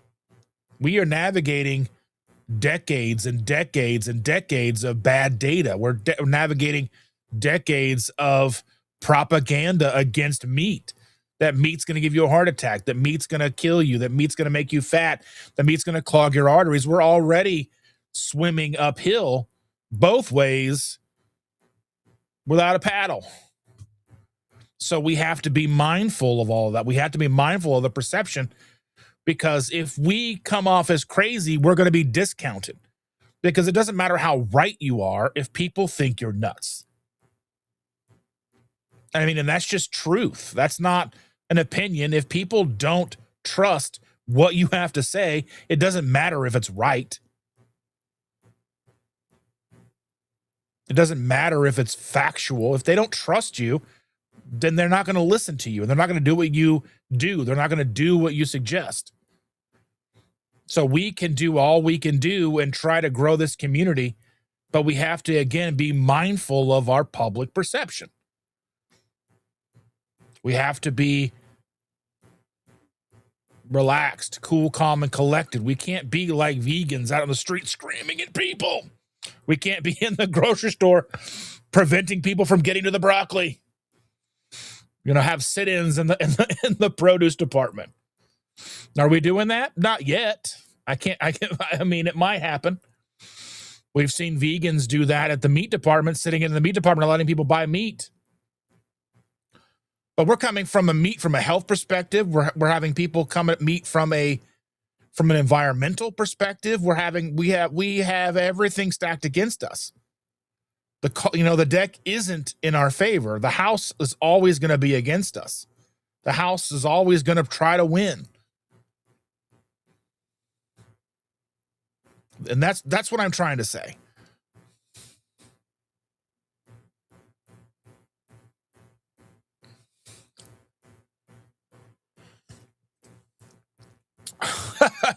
I think they have clubs for that, for Chris, and I don't think those are the kind of clubs I want to go to. So I could be Metal Santa, black Santa suit and bag and spiky studs and combat boots, metal Christmas music playing everywhere you go. I don't know. I mean, that's like the Trans-Siberian Orchestra stuff with like the guitar player from Testament is in that like almost every year or whatever, or has been in the past. It's pretty cool stuff, though. I think that's about as close as you get to metal Christmas music.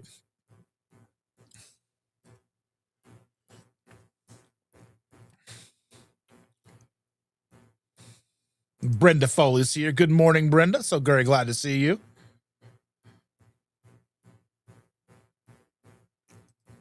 Yeah, I get it. I find it's weird that Mike Tyson is out there now. I mean, you have to understand, Mike Tyson has probably had some of the best nutritionists in the world working with him over the last 40 years.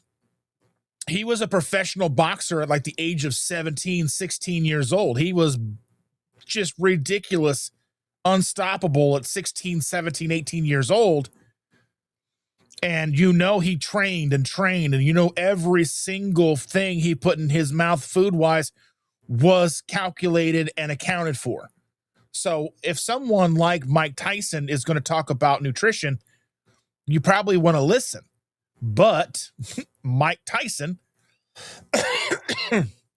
is a character.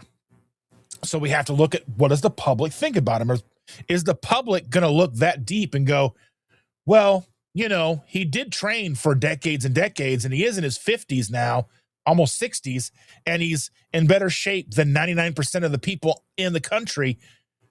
Probably want to listen to what he has to say.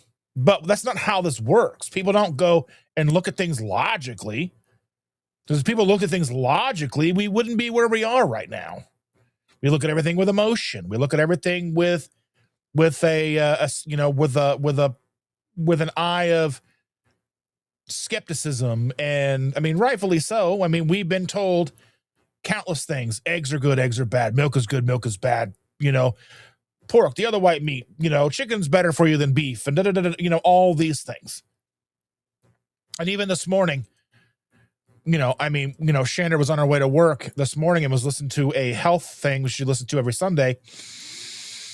And they were talking about linoleic acid, and we know what linoleic acid is. It is omega-6 fatty acids.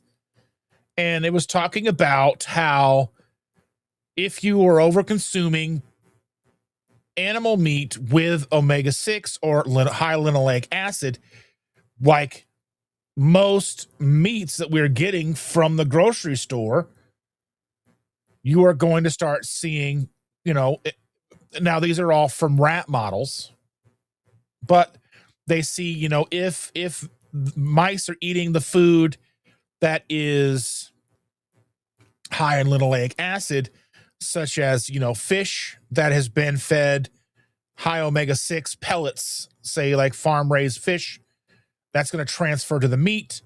Now, one question I had was, and I don't think this is true. I don't necessarily think that linoleic acid from grains really permeates into ruminant animals.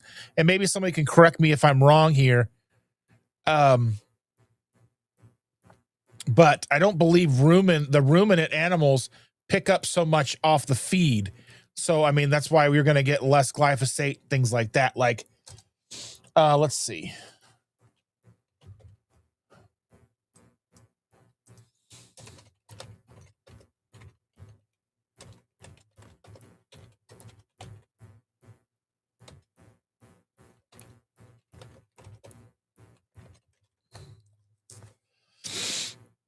I did a thing here. I was like, yes, grain-fed beef does contain linoleic acid, especially picked up higher levels of omega-6 fatty acids, including linoleic acid from grain-based diets, often resulting in a much higher omega-6 to omega-3 ratio compared to grass-fed beef. However, it is generally lower levels of conjuncted linoleic acid and omega-3 in grass-fed beef.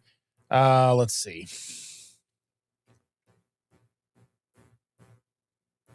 Yeah. So maybe even beef isn't going to have that issue. But, I mean, I can't afford anything other than that, so I don't know what I'm going to do. But, And Sean is right here. That is one of my favorite movies, and they're making a sequel. I think it's coming out 2027.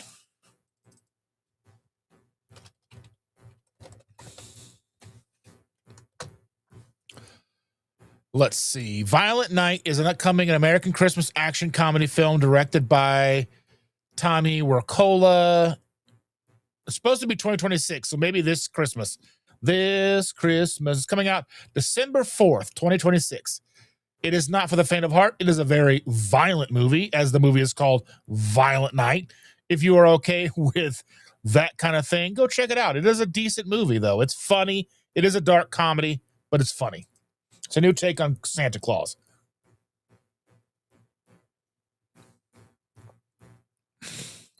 And Ginny says they heard Kirk and Candace are both carnivore. Now, it doesn't surprise me.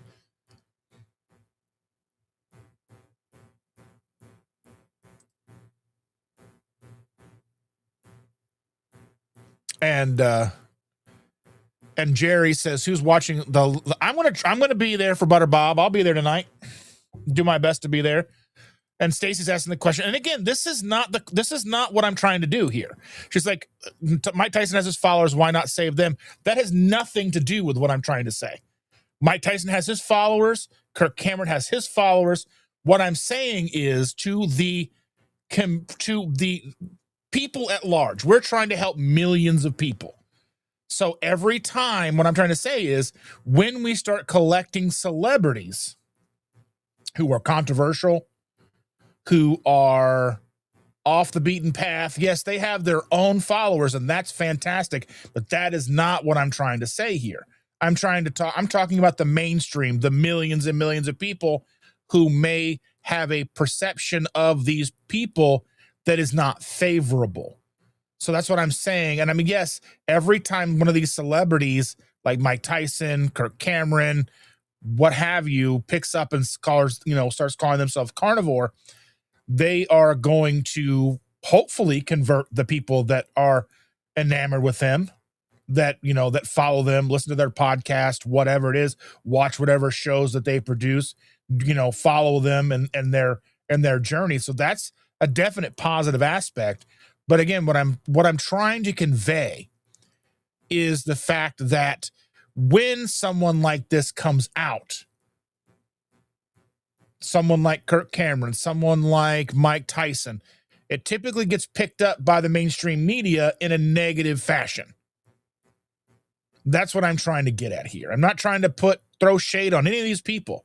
I'm not trying to talk down about any of these people outside of the fact that the mainstream is going to find problems with them or what they're doing based on who they are or their perceived notion of who they think they are. And that's what I'm trying to say, is we have to be mindful of that.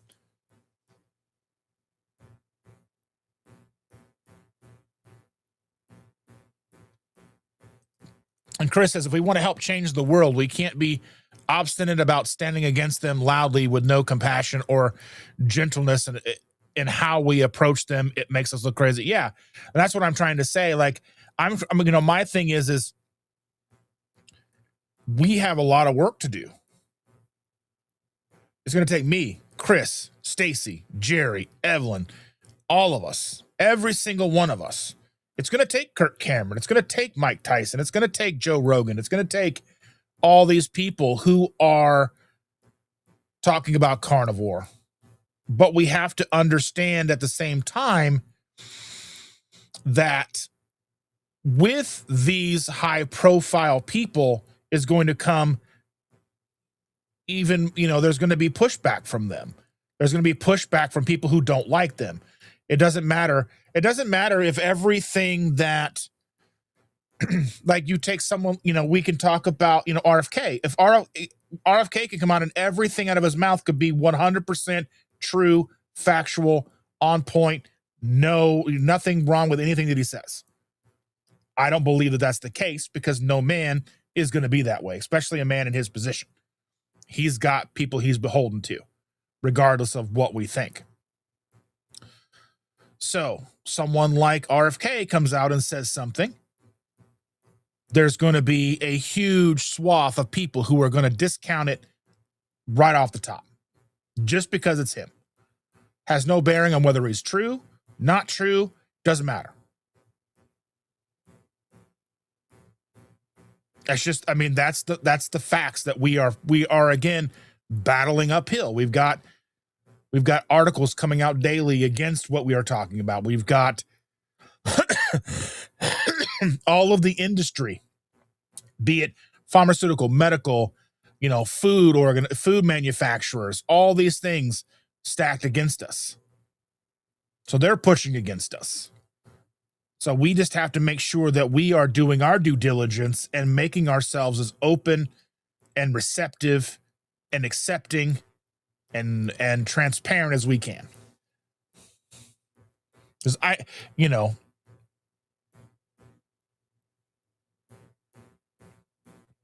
not trying to be, a divisive person. I'm just trying to be and share my thoughts, my outlooks on how things look, because again, we are battling perception.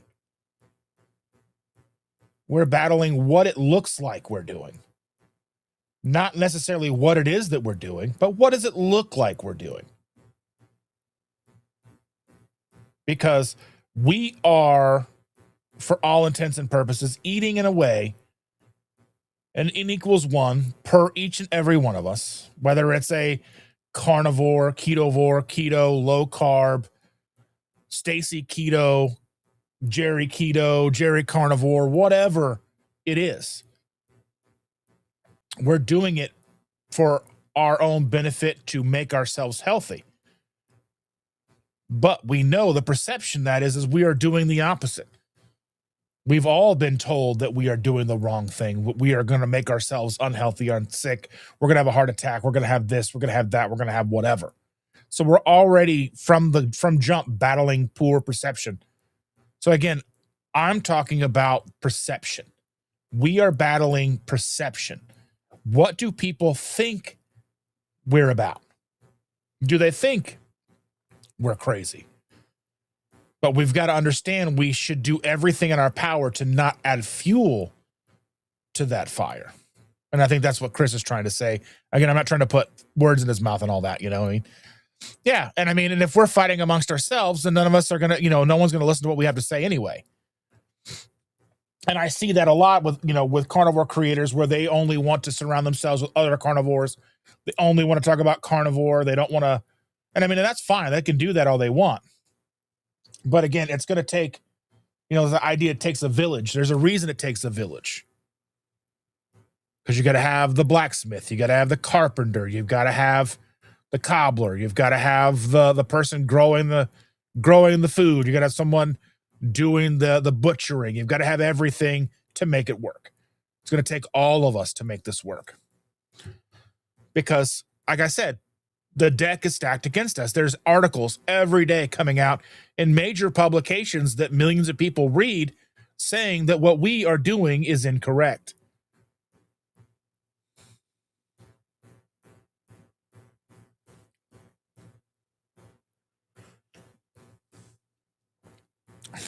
The broadcast hasn't even released. I thought I saw, let me look this up. Hold on a second.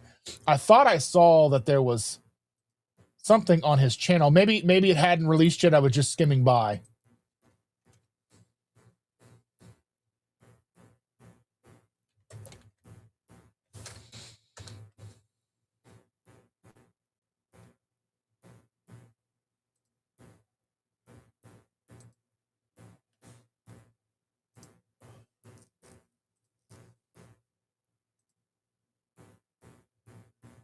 Got 43,000 views, and it came out a day ago. It may not be the whole talk, but at least he's talking to Kirk Cameron in the thing. So this is what I'm looking at.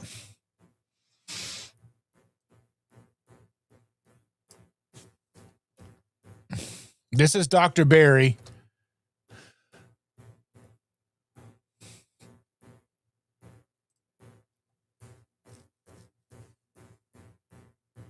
Okay, yeah. So Dr. Barry went on Kirk Cameron's show. So Dr. Barry has a video behind the scenes with Kirk Cameron. So a day in the life interview with Kirk Cameron. So that's available. That's what I saw. That's what I'm talking about. And I put the link down there for that.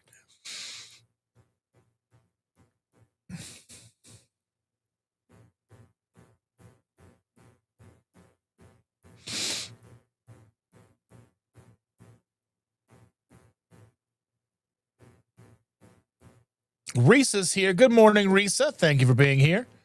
Yeah, she says, I saw that Dr. Barry had a video with Kirk Cameron. Yeah, it's only like an 8-minute video, 7-minute, it's 8 minutes and 30 seconds.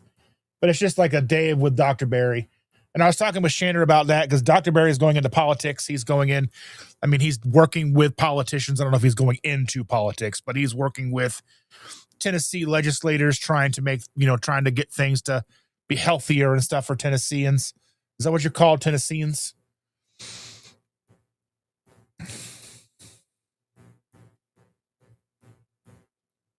Yeah, and Chris is absolutely correct here. There are creators who work to change lives and creators who work to follow trends and make money.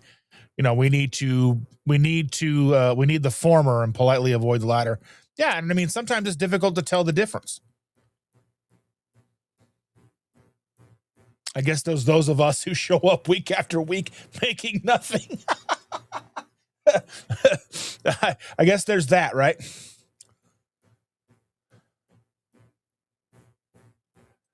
Yeah, I mean, that's really how I look at it, Jenny. I'm looking, how can we be successful? Because we can't continue doing things the way we've always done them because that didn't work. I appreciate that, Jenny. Thank you.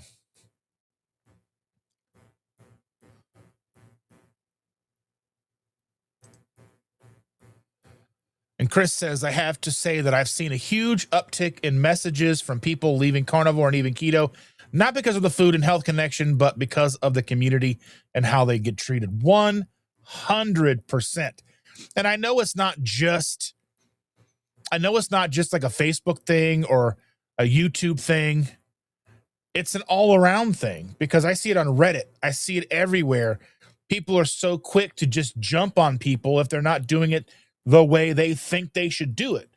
If they read, someone says, I'm trying to do this and I've done this, or, you even see something where somebody comes into a group and they're super excited. They found something that they think might help others and they're stoked. And they show that product and everyone's like, how you're stupid. How dare you? Nobody wants to be belittled. Nobody wants to be talked down to. Everybody wants to be a part of the conversation. And you have to remember, if you've been doing this, take Rick, for example.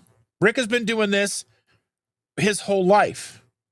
He's been doing this 45 years, Rick? I don't know. Something like that. 40 years, 45 years, something like that.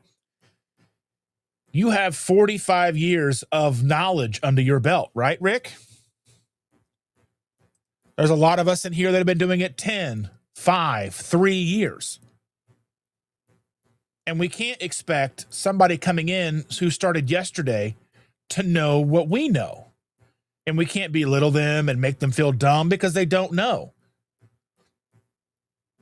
Someone comes in asking a question, you automatically assume that they're a troll and yell at them or cuss them out or block them or whatever because they ask what you think is an inappropriate question. We have to be open and honest. And I think just putting ourselves in different buckets is kind of detrimental. Dividing ourselves amongst carnivore, keto, whatever. I think that's a big problem in of itself, because then we're throwing identity into it, because then carnivore becomes part of our identity. Keto becomes part of our identity, becomes who we are. It becomes harder to navigate changes, because all of us are probably going to see a change in how we behave and how we need things to be for us as we navigate. Because when people first start, they may rely on net carbs, because net carbs is a way to transition from someone who's eating upwards of maybe 1,000 carbohydrates a day, going down to a net carbs of 20, but that's still maybe 100 carbs or whatever. That's still a huge improvement. And if they come in going, I'm doing this and I'm doing net carbs and I'm really working hard, and somebody just belittles them and says, you're doing net carbs, what the hell's wrong with you? You're stupid. You should be doing total carbs. And they're just like hanging on by a thread. How does that help anybody? That's why we're here, to keep people going forward, no matter what that looks like for them, no matter if that aligns with what should be perfect for you or whatever. Again, so many people out there are literally dying for our help. They need our help. And so many people get this deep dogmatic idea of what help should look like. And I mean, do they mean well? Sure. But we have to understand how many atrocities have been performed in this world in favor of the greater good, or just trying to do the right thing. So we have to be mindful of that too. We can't let carnivore become our identity. We can't let keto become our identity. It is a tool. Carnivore is a tool. Keto is a tool. Low carb is a tool that enables us to regain control of our life. We can't let it become who we are, because then when that happens, we can no longer look at things objectively. Because, if carnivore works for you for the first 6 months, but then you need some hormone regulation and you may need a couple more carbs and maybe some vegetables or whatever, but you can't see that because you're so indoctrinated with the idea that you are carnivore, and then you're no longer then doing what's right for you. You're doing what you think you should do to stay carnivore. That doesn't help you. And that's what I'm trying to get to here, is we need to learn that and be better at navigating ourselves. And I think we do a pretty good job at navigating ourselves. But then making sure that we are helping by stepping back and being, and listening to people. Listen first. And then, giving them easy things to do. Like if someone comes into a group and says, I'm eating but nobody thinks they're eating 1,000 carbohydrates a day. There was a video just a couple of days ago that came out that was shared to me by a gentleman named Harris.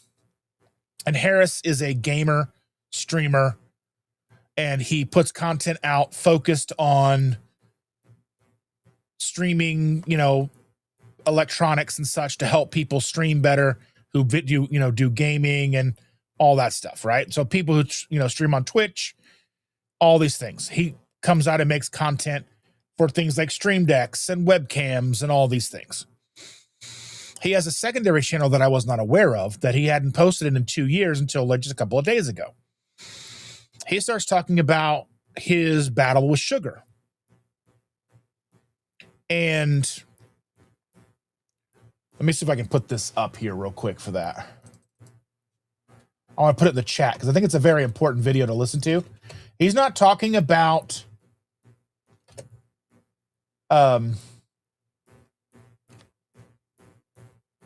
he's not talking about keto or carnivore or anything like that.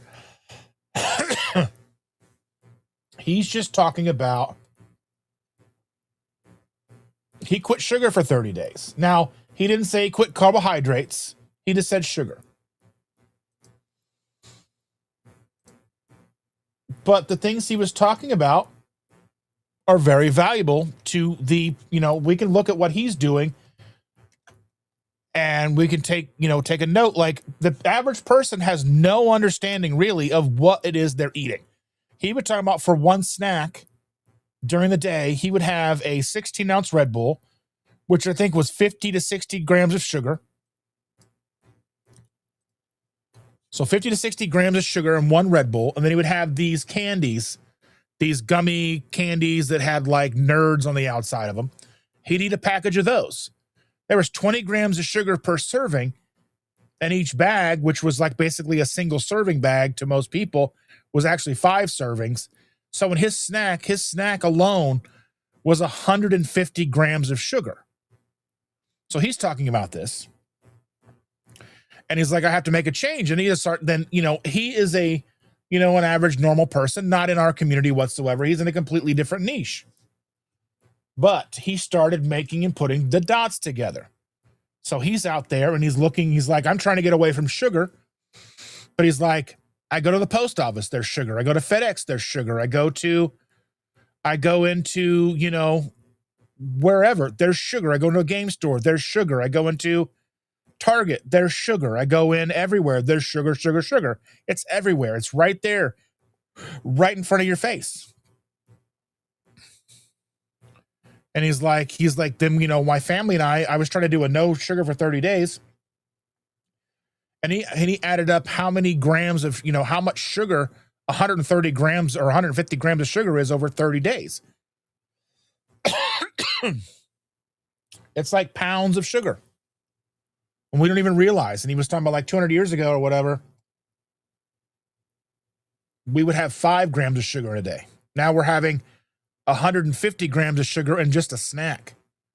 And that doesn't include all the carbohydrates. So somebody coming into this community has no idea what they're actually consuming carbohydrate sugar wise, because they're not conditioned to care. We're conditioned in the long term that sugar is just empty calories. So we don't even pay attention to it. We don't pay attention to carbohydrates. We have been conditioned in the last 200 years over time to be conditioned about fat and red meat intake. So people are very concerned about how much fat something has, how much sodium something has, how much red meat they're taking in. We've all been to a doctor and seen year over year improvements in our biomarkers. And the doctor's asking us, well, how much red meat do you eat? And you say, I eat red meat every day. And they're like, well, would you consider eating red meat less, maybe one less day a week? And you've seen my year over year biomarkers improve. Why would you ask me to change that? If it's getting better, why would you change it? But again, back to the topic at hand here with Harris.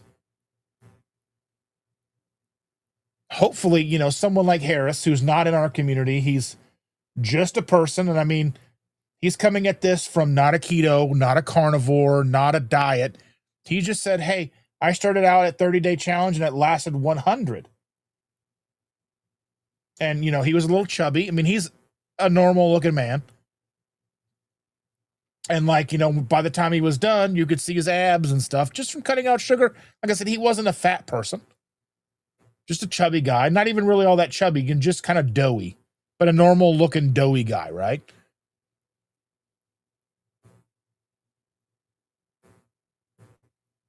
But people are going to watch his outlook on sugar consumption, and they're going to take it more seriously, I think, than they would to what something like Mike Tyson would say. These are the small wins that I see. Little things like this. Somebody who comes out of nowhere, doesn't normally make this kind of content, and says, hey, I quit sugar for 30 days. Actually, I went 100 days without sugar. I think that's very valuable. And something I think we should be looking at and really kind of supporting, because I think the idea that we have that it needs to be carnivore or keto or low carb or nothing is going to be a major detriment to the success rate of what we're trying to do in the long run. Because again, every single one of us in here is here because we care about the greater good. We care about people. We care about the longevity, the health of our neighbors, our family, the strangers we see in the grocery store and the carts full of soda and frozen pizzas and all the things that I wish I could buy. So we are here trying to make a valuable, impactful, meaningful difference. And the value in that is we are doing it because it's something we truly want to do. We truly value these things. So hopefully that we can come together, all of us. And I know this is one of those things that's truly going to be a broken record moment for me, because I'm always going to be very vocal about the idea we all need to come together, regardless of where we are in or where we are on the proper human diet spectrum.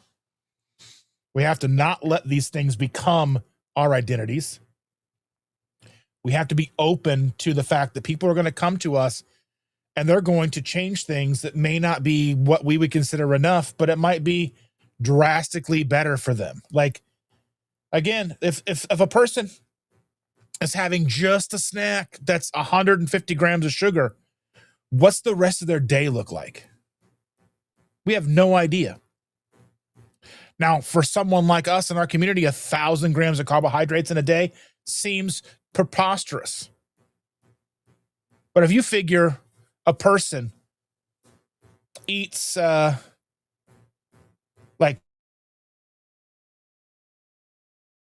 a couple packages of ramen, let's see.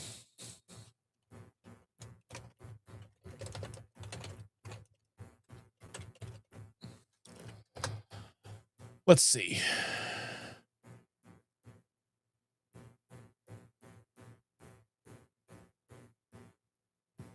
In a, here, let me look at this up. Let me look at this real quick.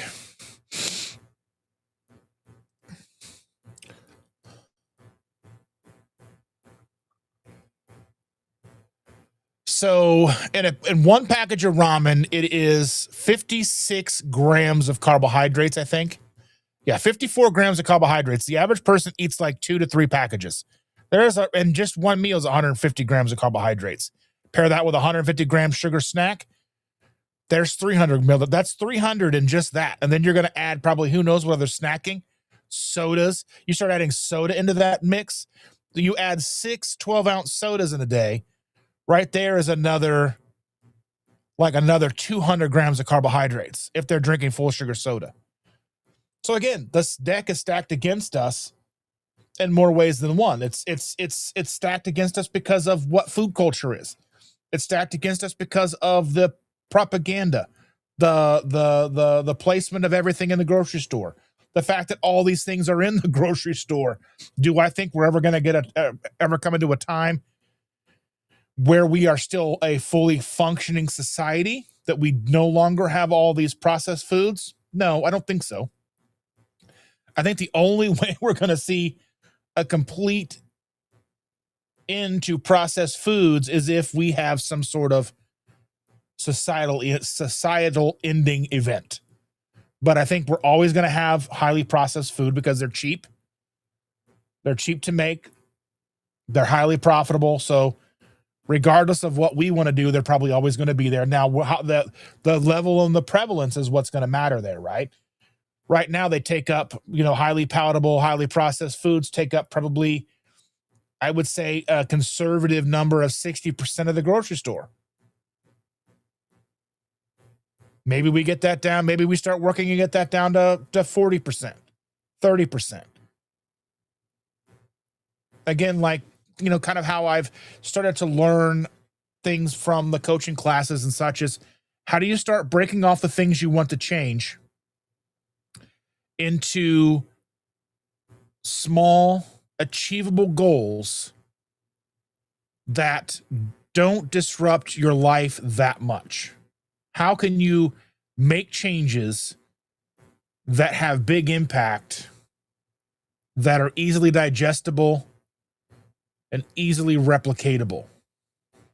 Those are the things that we have to ask. I don't know. I feel like I'm kind of rambling. Let me get back to these comments because I'm like way, way far behind. Oh my goodness. Oh my goodness. Rapunzel, let down your hair. And Chris says, yes, this vision must be bigger than us. Bigger than us feeling superior to others, getting a kick out of showing how different we can be to prove the point, rather than encouraging others to be with true kindness. Yeah, 100%. The perception that we have here is like when we have Cindy here saying people are tired of being treated like crap. We occasionally are commented on, "Oh, you eat weird," or you are picky eaters. And to me, it doesn't matter what the trolls say. I'm not bothered by the trolls. I've seen a major uptick in the comments that I'm seeing on my channel because of that video. The video that got all the traction was talking about ingredients in the meat at Walmart. So the prepackaged, the tray hamburger, whether they're pre-pattied or just blocks of the meat, they're covered in like the cellophane, is not just beef. It's beef and natural flavorings. And then I made a comment about the big tubes of meat that Walmart has, and they don't show any ingredient. It doesn't say ingredients beef. Now on the front of the packaging, it says 100% beef. But does that count as the ingredients? Is that something that's FDA approved? Because if you look it up online, the picture of the beef tube, the ingredient says 100% beef in the ingredients list, but in the stores, it doesn't say it on the white label part. So maybe that's splitting hairs. People called me saying that I was making outlandish content for clicks, and I'm like, I'm just trying to get people to pay attention to the nutrition section of the packaging. And I get I get comments that it's just beef, quit being weird about it, or it's not even beef at all. It's not even an animal. It's probably us. I'm like, okay. So, I mean, you're going to get all kinds of comments when you start getting lots and lots of views. And I'm sure Chris understands that better than anybody. But I just try not to be too weird about it. And I don't think Chris reads his comments anymore, which is probably a good thing. I don't really pay much. I mean, if I can get through them in like just a couple of seconds, I'm not too worried about it. But these are just coming in and I'm not too worried about it. But yeah, I just think we've got to make sure that we are putting our best us forward as we can. And I think we're doing the best, right? Dustin doesn't let down your beard. It really hurts when someone pulls on it. I have a new baby that likes to get that baby death grip and like, But yeah.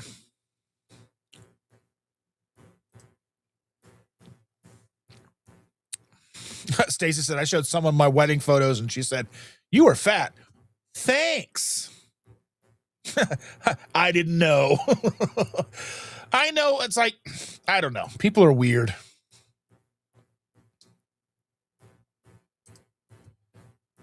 And again, thoughts on issue. What does mainstream represent now? But again, we have to understand what mainstream and pop culture really is. Pop culture is more than just music and things like that. Like, we have to understand how deeply embedded food culture is in pop culture. You can't watch a movie, a TV show, anything, without there being something said almost any, at least in a season of a show, doesn't matter what it's about, where they talk about cholesterol or they talk about red meat being bad for us, or, everything from Christmas Vacation on. I remember in Christmas Vacation, I've talked about this before, the squirrels running around the house, and Clark asks, where's Cousin Eddie? He normally eats these things. And Cousin Eddie's wife goes, oh, he heard that they're high in cholesterol, so he doesn't eat them anymore. That's what I mean by pop culture. That's what I mean by mainstream. We get these ideals kind of implanted into the zeitgeist, and we take them as real. You take things like that kind of become true in the minds of people. And that's why it's so difficult to change the minds of people, to change the zeitgeist, to change pop culture, because a shift in that manner is so very difficult.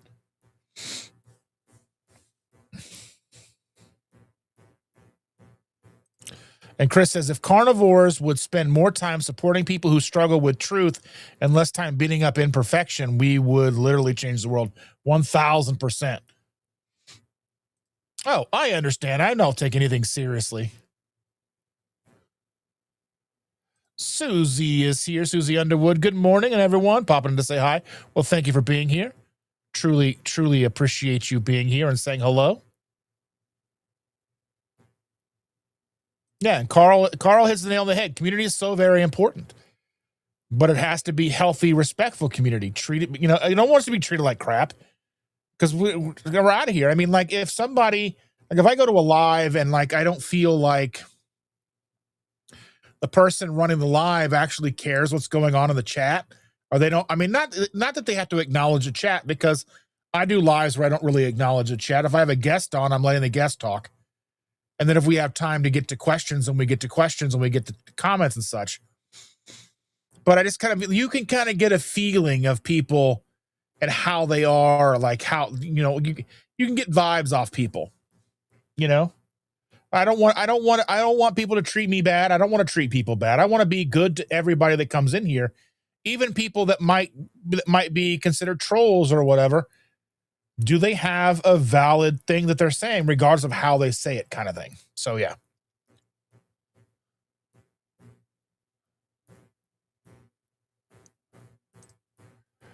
Yeah, we just got to work together. We got to be good. We got to be here together. I'm here for Chris and Carl and Jeff and Cindy and Jenny and Rapunzel and Cass, you know what I'm saying, and Evelyn and all you wonderful people, because, yeah. Because, we're fighting pop culture.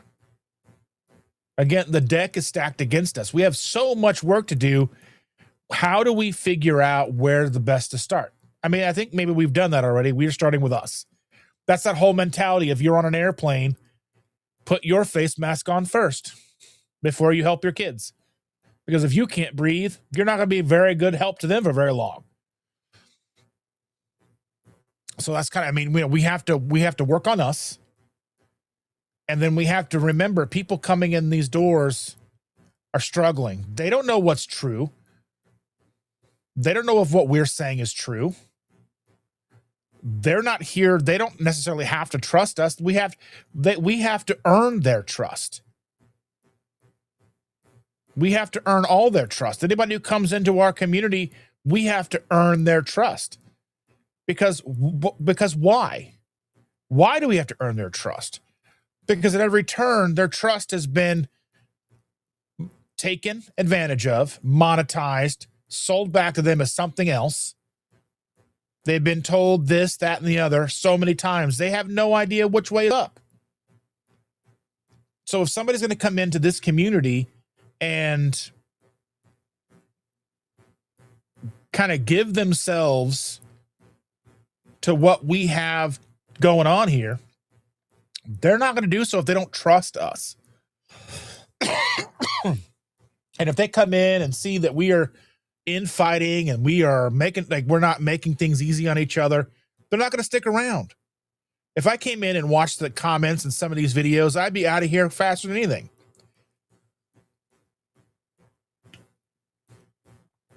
I learned a lot from the beginning, not so much from interactions with other people, but I was watching a lot of lectures. And I know most people, the average person is not going to watch lectures.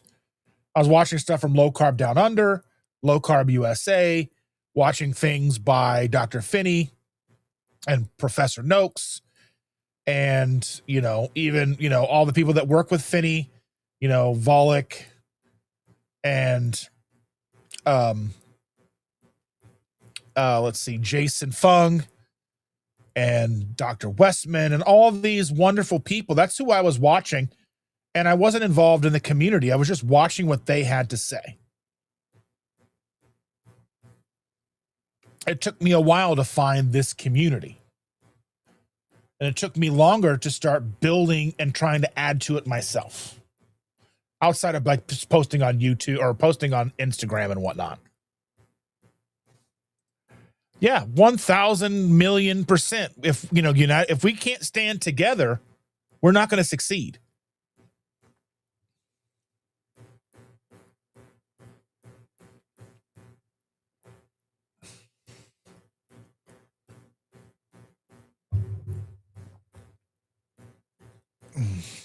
And Jerry says, decades ago, when they were starting to put genetically modified fruit out, I was an advocate and was being lambasted for my beliefs about why are we allowing this.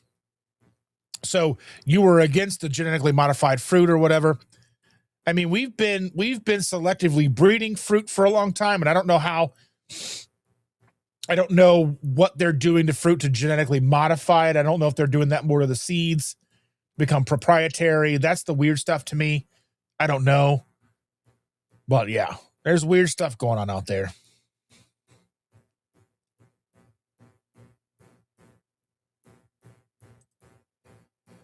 And Carl says we have to trust the science. But the thing is you can't trust the science if you can't trust the scientist. You can't trust the lab putting the science together. There's been too many instances of science not being done correctly, or science being paid for and providing us the wrong outcomes. So it's hard to trust. Science in of itself is something you can trust. It's who's doing the science that makes it more difficult. And that's hard to find out who's doing it the right way. I don't necessarily put all my, the idea, trust the science. Yes, that sounds like the right thing to do. Trust the science. But can you trust the scientist? Can you trust the people who are looking over the papers and deciding whether they get published or not? Can you trust the people paying for the studies and deciding whether or not they want to publish that study? There's so many things involved with the science. And we have to understand, even with nutrition science is so very flawed that we're not really getting the information we think we're getting. I mean, we're getting a lot of surveys. We're not even getting a lot of like double-blind placebo studies.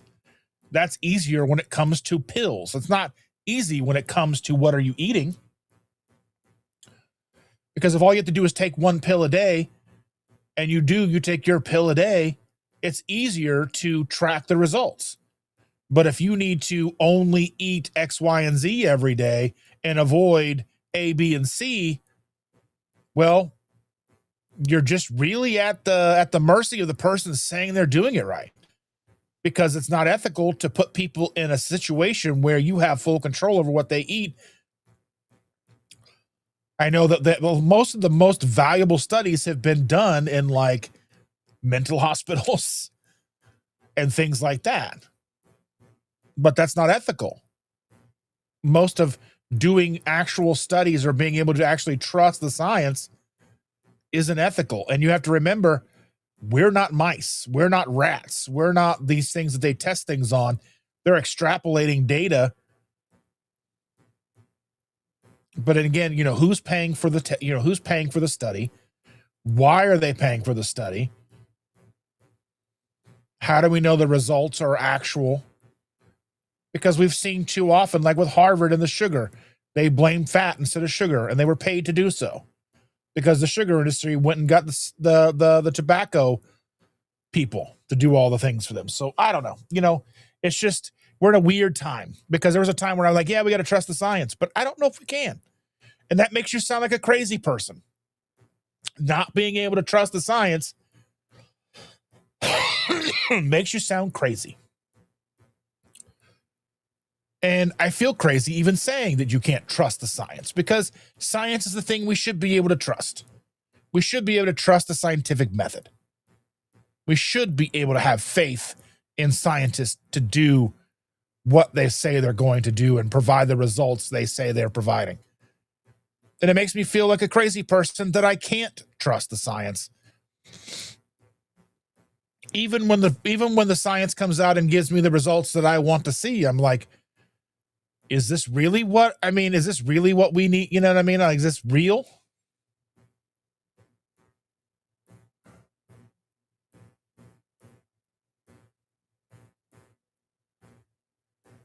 Karen Harrington's in the house. Good morning, Karen. How are you doing?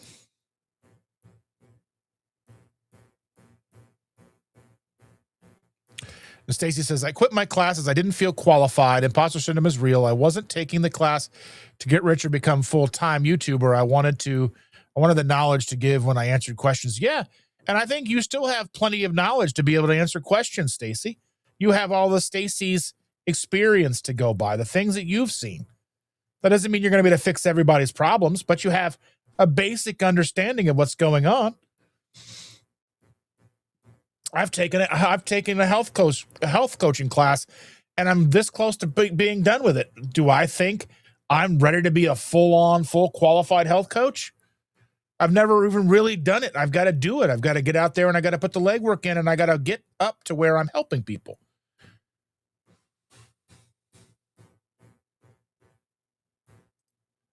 And Sean says, Dave Feldman's cholesterol code should be a must-watch video for every healthcare professional, but as long as big money and big pharma pay all the bills, the message won't get out. I think it will get out to some degree, but we'll just have to wait and see what happens.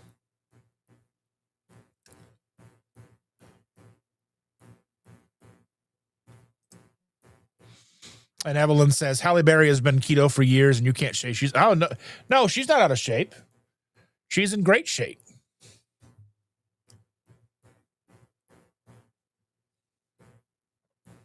And Biscuit might be right here. I don't know for sure, because I don't think our society has a mechanism to affect a paradigm shift for enlightenment anymore. Those levers have been secured decades ago. I don't know.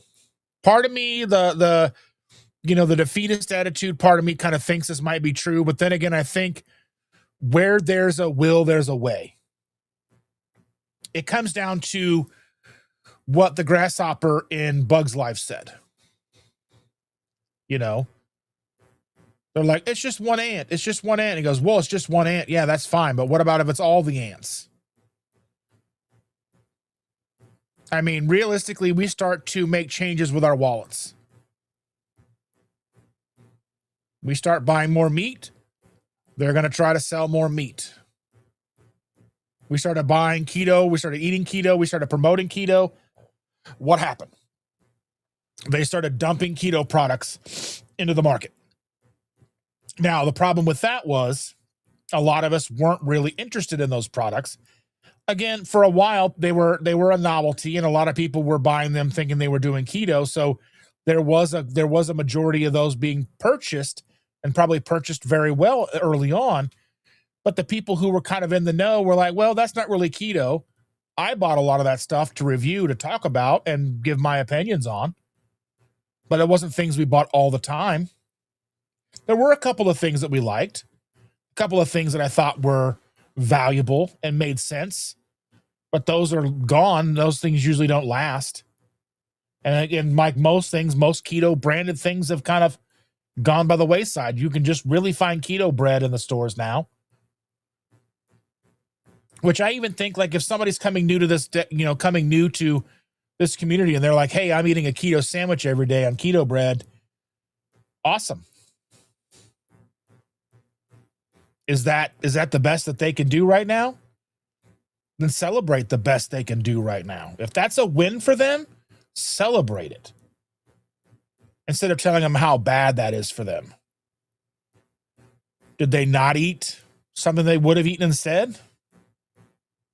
Like, say they take a keto, like a piece of keto, like 2 slices of keto bread, some, some no sugar added peanut butter, and some sugar-free jelly. They made themselves a quote unquote keto peanut butter and jelly. Now, we know that that's probably worse for them than they think, but in the grand scheme of things, they're staying on track and they're doing what they're doing what they need to do right then. So I think that's a win. It may not be a win for me. It may not be a win if I were doing it, but for someone coming off of a diet like we talk about, the fact that people are eating 1,000 grams of carbohydrates a day and have no idea, that's a huge, significant move in the right direction. And that should be celebrated. And I think that's where we stumble. I think that's where we fail in this community, is looking at something like that and people being like, okay, this person's just starting out. They're giving it their best shot right now, and they're going to give it a go and they're going to try it with that. Is that the best thing they can do? Probably not. But I mean, if you go and yell at them, you should just eat burgers and meat and bacon and be done with it. They're going to feel attacked and they're going to be like, well, I tried and they said they didn't want me here, so I'm out.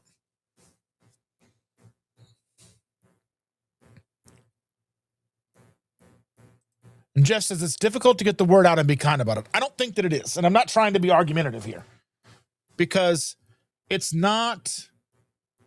So it's our goal to change the world, but it's not up to us to change the individual. Now, that may sound confusing, but it's up to us to change the world, but it's not up to us to change the individual. The only thing we can do is be there for the individuals when they seek us out. And how do we maybe stack that in our favor and make more seek us out? By living this lifestyle, showing progress, showing that it's not hard, showing that it's not, a burden for us to live this way. And we feel better. And little by little, people will notice. People pay attention and notice a lot more things than we give them credit for. There's a lot more people out there paying attention to what you're doing than you realize. Maybe for nefarious reasons. Maybe they're watching you, hoping that you fail. Maybe.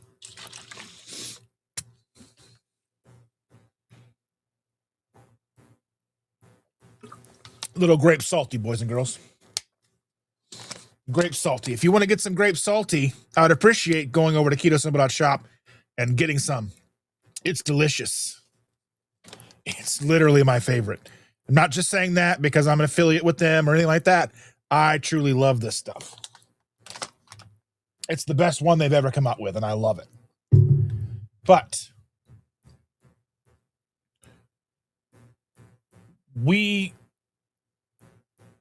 what I was saying is people are paying attention more than we realize. I've had so many people that I didn't think, they didn't like my posts. They didn't comment on my posts. But then after a while, they would reach out and say, hey, I just want to say thank you for all you've been posting. I've been watching what you're doing, and I started doing it too. They didn't ask questions. They didn't need me to help them. They just saw what I was doing and did what they thought they were seeing. And they found positive results. If they didn't find positive results, maybe they wouldn't have reached out to me. And maybe you've had those same experiences. Maybe you've had that same kind of impact on somebody that you didn't realize was paying attention. People pay attention to us. We have friends, we have family, we have coworkers, colleagues, neighbors, acquaintances. In this day and age in social media, we're posting things and we don't realize who's watching, because just because you're not getting a like doesn't mean someone doesn't see it. We don't have engagement stats usually on our social media. Unless you're a content creator, then you have like dashboards and ways to see how many people are actually seeing your content, whether they're engaging with it or not. But I don't think there's ever a reason to not be kind. what someone's eating at the end of the day isn't my business. It's not a reason for me to treat somebody any different.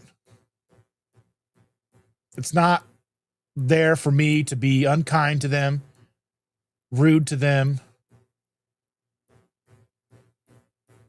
And if they come in here and they're saying, I'm trying this and I want to see if this works for me, then I'm going to applaud and I'm going to celebrate them, because being kind is the only thing I think that's truly going to be beneficial.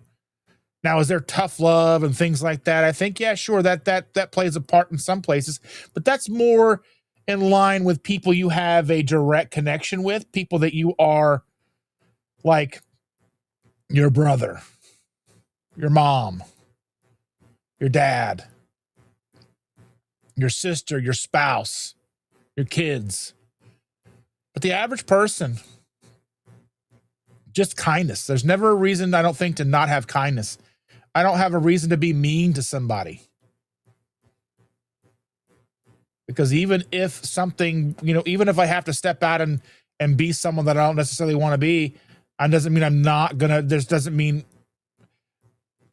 kindness isn't, I don't know. It's just hard for me to understand a reason to not be kind.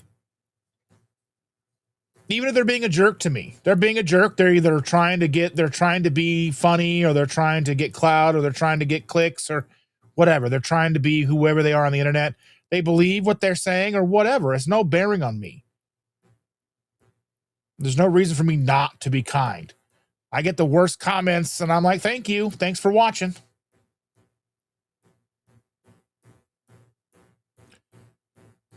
I just think that we're here to make a difference. And I think kindness is going to bring the most difference.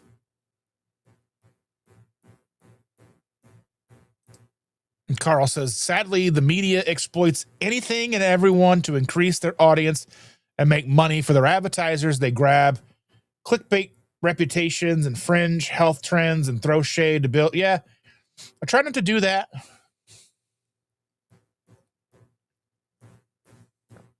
I'd make a lot more money.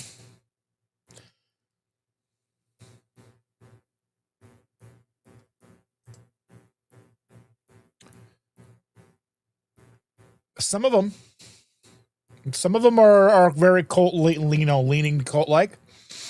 I think when we start making things our identity, it is very much as a cult. Like, it becomes much cult-like. And there's some creators out there, some leaders in this community who are kind of cult leaderish. And I mean, I'm never going to name names. I'm never going to do anything like that, how I feel about these people. But that's what it is. And you're going to have that whenever there is representation in a social media and a media format where there is a power dynamic. But I think it is important that we look at diet, breaking down what we're eating.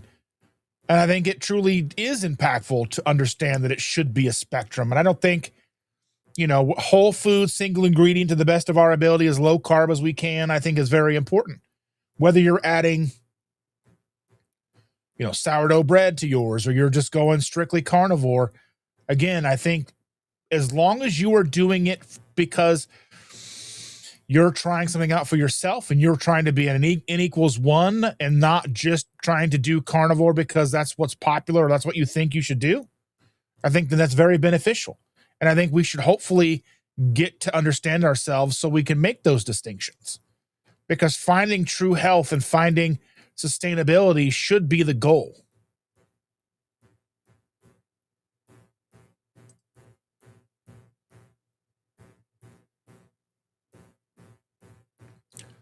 And Reese is asking, do they think we're crazy that red meat is so bad for us? I see people's eyes at work when I eat guacamole with carnivore snacks. I think you're crazy if you bought carnivore snacks.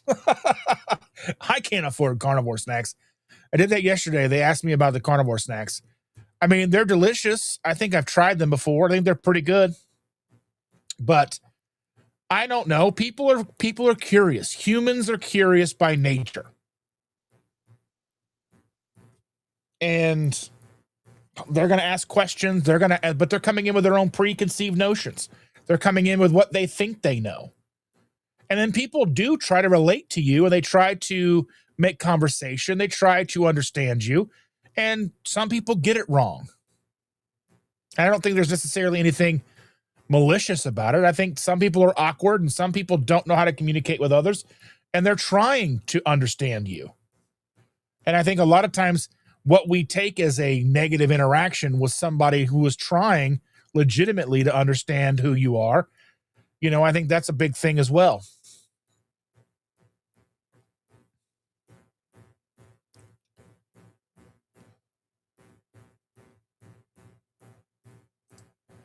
Yeah, I mean, I don't want any judgment here. I don't want any bullying or anything like that. But I see it. I see it all the time. I see it in the comments.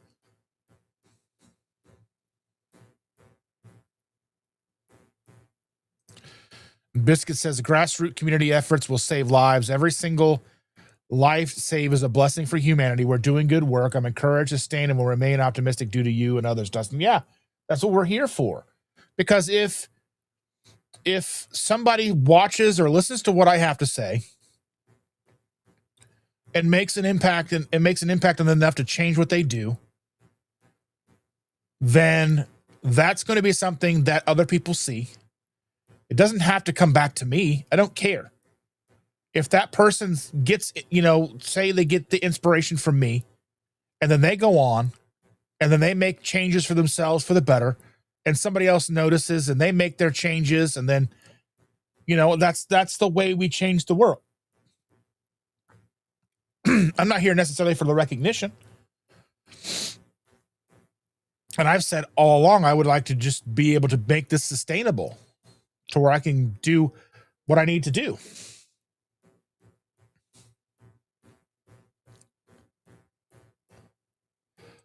Red Shirt's in the house. Good morning, my friend. How are you doing? Good to see you.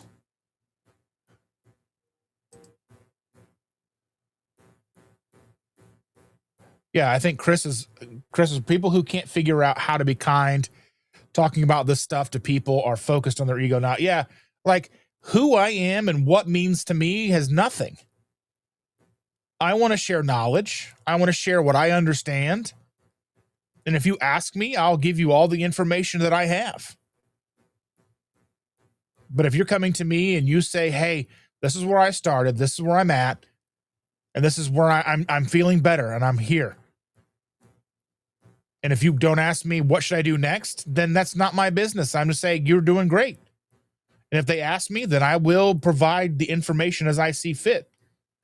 But I have to look at that in the lens and go, I'm not going to always jump to carnivore. I'm not always going to jump to something stricter. Maybe as time goes on, less reliance on the more processed stuff. One, it's expensive, but I understand that people need what they need to be successful.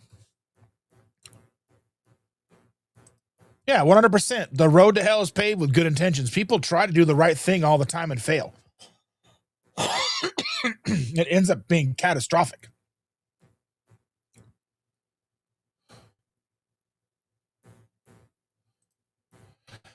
And JJ says, yeah, I want to help you, but I'm not interested in giving you the help you need. I only want to help, only the help I'm willing to give. I don't give dogmatic creators any time of day. Yeah, and sometimes you don't realize it right off the bat. And Sean says, the one thing I loved about Nancy Tanner's interview was how she said it took her years to lose the weight. People need to realize that you can't just change things overnight. Yeah, 100%. It took me a long time to lose 150 pounds, and it's taken me a long time to gain it back. Because these little changes that you make big changes to make drastic impacts, and then over time, you kind of unknowingly change back. I don't think that keto doesn't work. I don't think that carnivore doesn't work. I don't think that low carb or the proper human diet doesn't work. I think is we get lax with ourselves. I know I do. We run into stress. We run into domestic issues. We run into all kinds of things. We run into price differences that make certain things unattainable. Like I used to eat a lot more steak than I do now. You see a lot more beef than I do now. But even yesterday at Costco, I saw that steaks were a little cheaper Like New York strips were $12.29 a pound, but that was still quite a lot. They were selling thick boys. They were like $60 to $70 a package. That's still a lot of money. And people, I mean, you could argue all day long, well, you're making an investment in your health, but that doesn't mean my bills aren't going to get paid. Still got to pay the rent or the mortgage. I got to pay the car payments, the car insurance, and all these things. Yeah, you got to make an investment in yourself, but you got to be able to pay the bills too.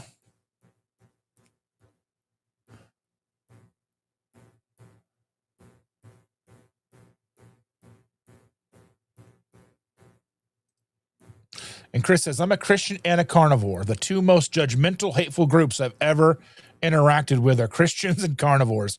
Both should offer hope, but often offer hate instead. That's the problem. And I think the biggest problem there is the human element. Because carnivore isn't innately nasty. Christianity isn't innately, Christianity is supposed to be hopeful and full of love and joy, but it, like carnivore, gets weaponized. People utilize their religion for their own gains. They may not even realize it. I mean, oftentimes I see people utilizing their religion to try to inflict things onto other people that they think that they should do. And that bothers me. The same thing with carnivore. Carnivores want to inflict. They want to make changes for other people, even if it's not the right change for that person. So we've got to look at: am I telling you to do this because I think it's right for you, or am I doing this and telling you this because I think it's really right for me, but I'm going to disguise it that it's right for you? Disguise. Can I even talk? I don't think so. But we're here. Take care, Jenny. You have a great day, dear.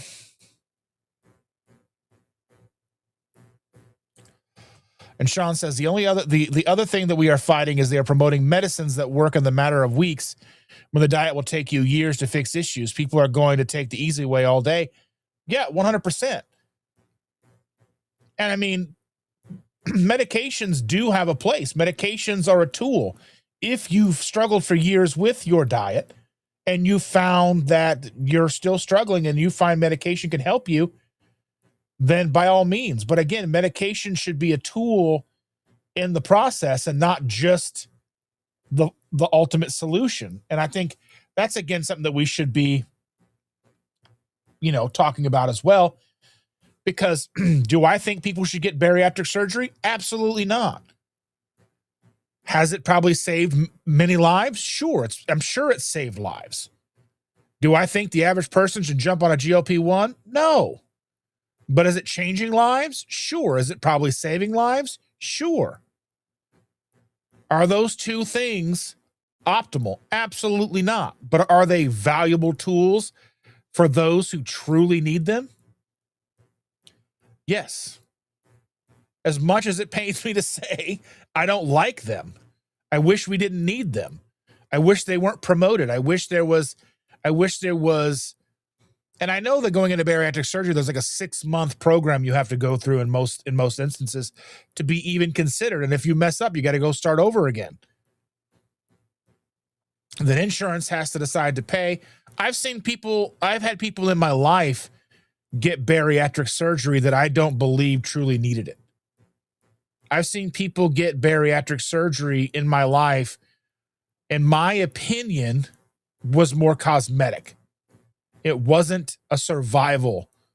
It wasn't for survival. It was because they didn't like how they looked. And that's a very different thing. I think we're starting to see GLP-1s utilized as a vanity drug where it shouldn't be. In my opinion, GLP-1s and bariatric surgery should be last resort survival. Are you going to survive if you don't have these things now? If you don't get bariatric surgery, are you going to cease to survive? If you don't take these GLP-1 drugs, are you going to cease to survive? I think these are the questions that are important, the context that are important, because yes, they are tools. Like the jaws of life is a very important tool in a toolbox, but it's not something that you need to open a jar of pickles. You don't need the jaws of life to open a jar of pickles. Sometimes if you're not strong enough, you can get a paper towel. If that's not, you take a little knife and just kind of pop the seal a little bit, then opens right up. You don't need the jaws of life to open a jar of pickles. But that doesn't mean the jaws of life are not a very valuable life-saving tool. It's just a matter of when you implement it. Just like with bariatric surgery and GLP-1s and all the things like that. I think we're coming into an era where they are becoming more cosmetic and people are utilizing them just to lose that last 5 pounds. And I think that's a detriment to people. If you need those drugs to lose 600 pounds because you're 800 pounds, yes, I think I think these tools are very extremely valuable for you. Again, last resort, you get to 800 pounds, you don't have a lot of options left. And I think that's something that we should be looking at. Conversations we should be having, and we should be having honest conversations about this with people.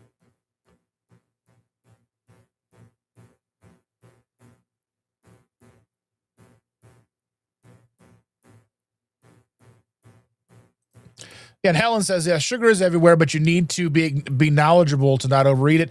Well, I think that's the issue. Like once you it's like, and I don't know if if this is an ad that you guys have,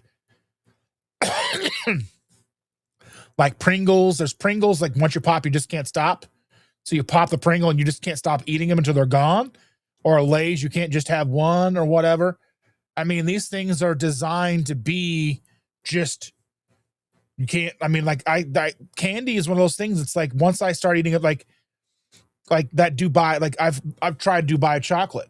That's dangerous because it's just, you can just eat the container. You don't even realize it. Chocolate chip cookies, you can eat the container. Cookies in general, just eat the container. There's no control. Once I put one in my mouth, like it doesn't matter that the serving size of Oreos is 2. I'm never going to eat just 2 Oreos unless there's only 2 Oreos in the package.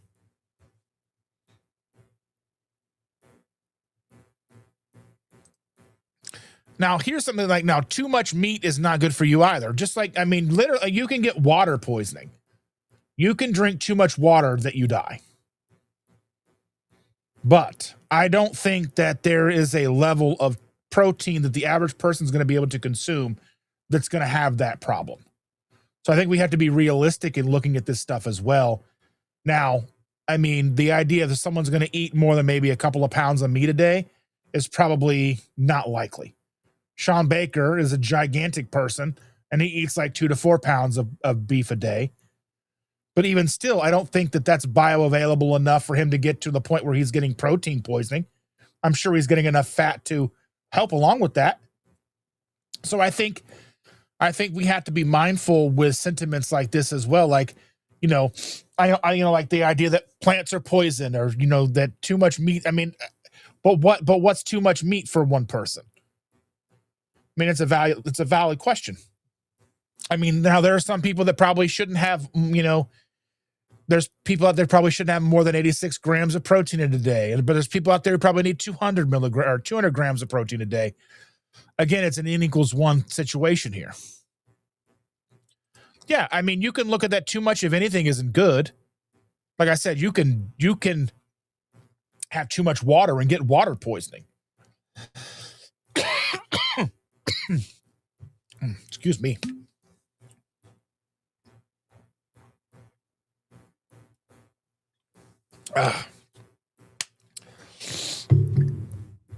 And Rick, I think people take you more seriously than you think.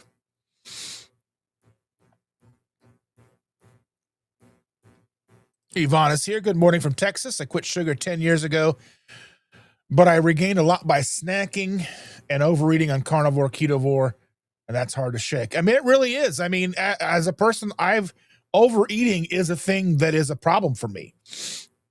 So I have found that when I am more strict with myself at eating like burgers and eggs, it is much more difficult to overeat. Actually get to the spot where I'm like, okay, I'm done, and I have some eggs and some meat left over. Other foods, I don't have that. I just eat and eat and eat and eat until it's gone.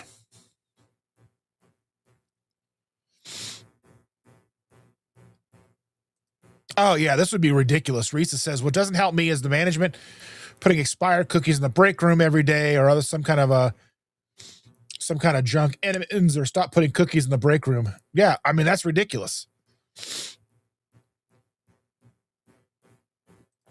Yeah, and Jerry says, well, eye-opening moment for me is when I realized that I was actually under-eating. A lot of people actually under-eat, don't even realize how much that they're not eating.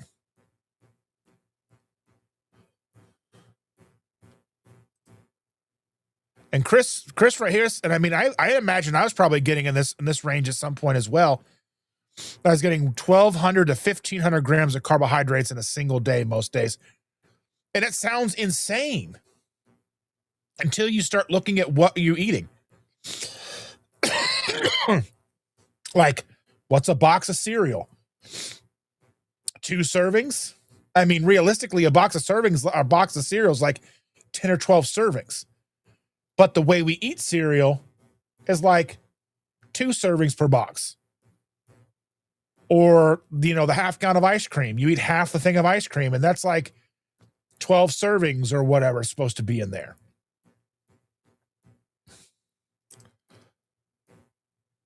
Arisa says, in college, I used to drink 2 to 4 full sugar Pepsi Cola cans a day. I learned that it had so much caffeine and switched to root beer, had no caffeine. I wasn't worried about the sugar. Yeah, I mean, it was still like in the modern day, soda is nowhere near the caffeine that energy drinks are.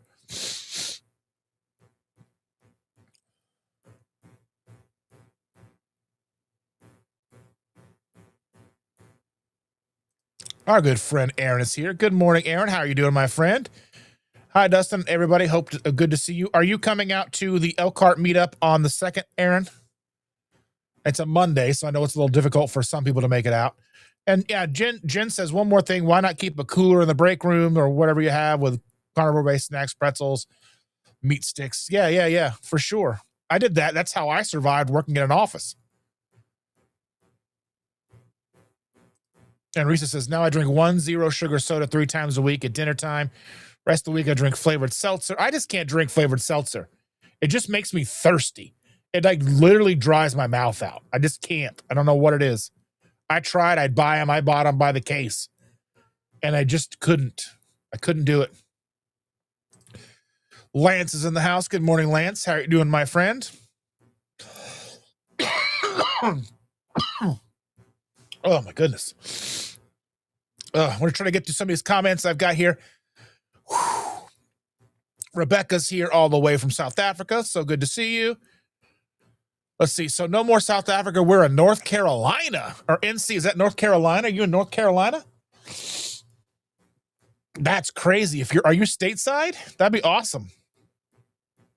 I mean, I'm not anywhere near North Carolina, but that's so much closer to us than South Africa is. Yvonne says, our Walmart now carries a sparkling element in their cold, quick food section, not back in the store. And that's my treat when we go there. Oh, I haven't seen that yet. I need to keep an eye out for that. I've never tried any of those. Have they made the lemonade in that yet? Is there a lemonade sparkling? I think that would be the one I would like. Elton John. I love Elton John. I wish I could have saw him live. I'm still standing.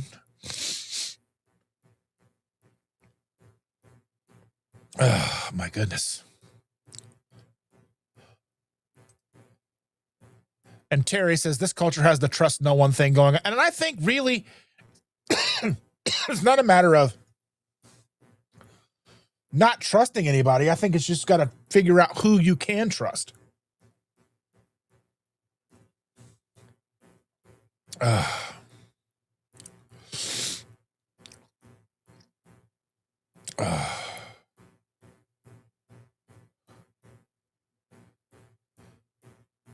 Yeah, she said they breed fruit like dogs. I don't really mind. I mean, I'm not a big fan of fruit. I don't eat a lot of it. But sometimes an apple just tastes right. Or an orange is good. I'm not too big on fruit, so I don't eat it a lot.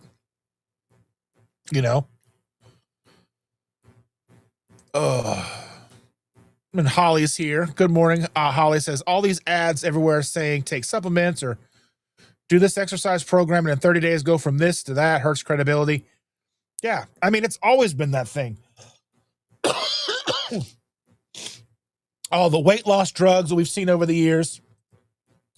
like hydroxycut and fen and all these things we would see. Oh my goodness, I'm having trouble. I'm like getting all choked up here.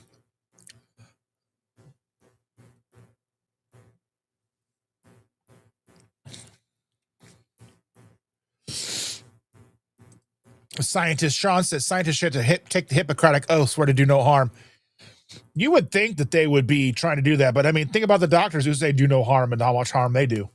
No, I'm not anti-doctor. I'm not anti-scientist or anything like that. But I'm just understanding that so many have been bought and paid for. Oh my goodness, I'm like so congested. It's not normal. Oh, let's see.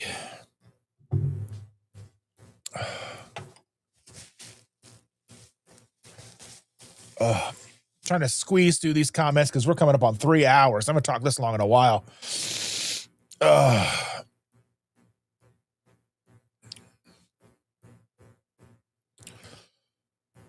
Oh my goodness.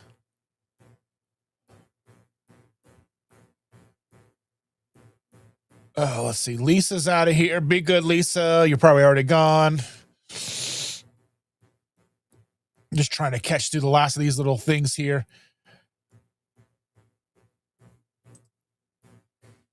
Just calculated it again. Extra large pizza, 2 liter of soda, foot-long sandwich and soda, snack cake, cereal, snacks in the day. Used to eat this way daily, and it was about 1,575 grams of carbs daily. That's crazy. But I understand, like, I'd eat a whole pizza. I'd go and get one of those $5 pizzas. I'd get a couple $5 footlongs, get some candy bars, some chocolate milk. It was crazy.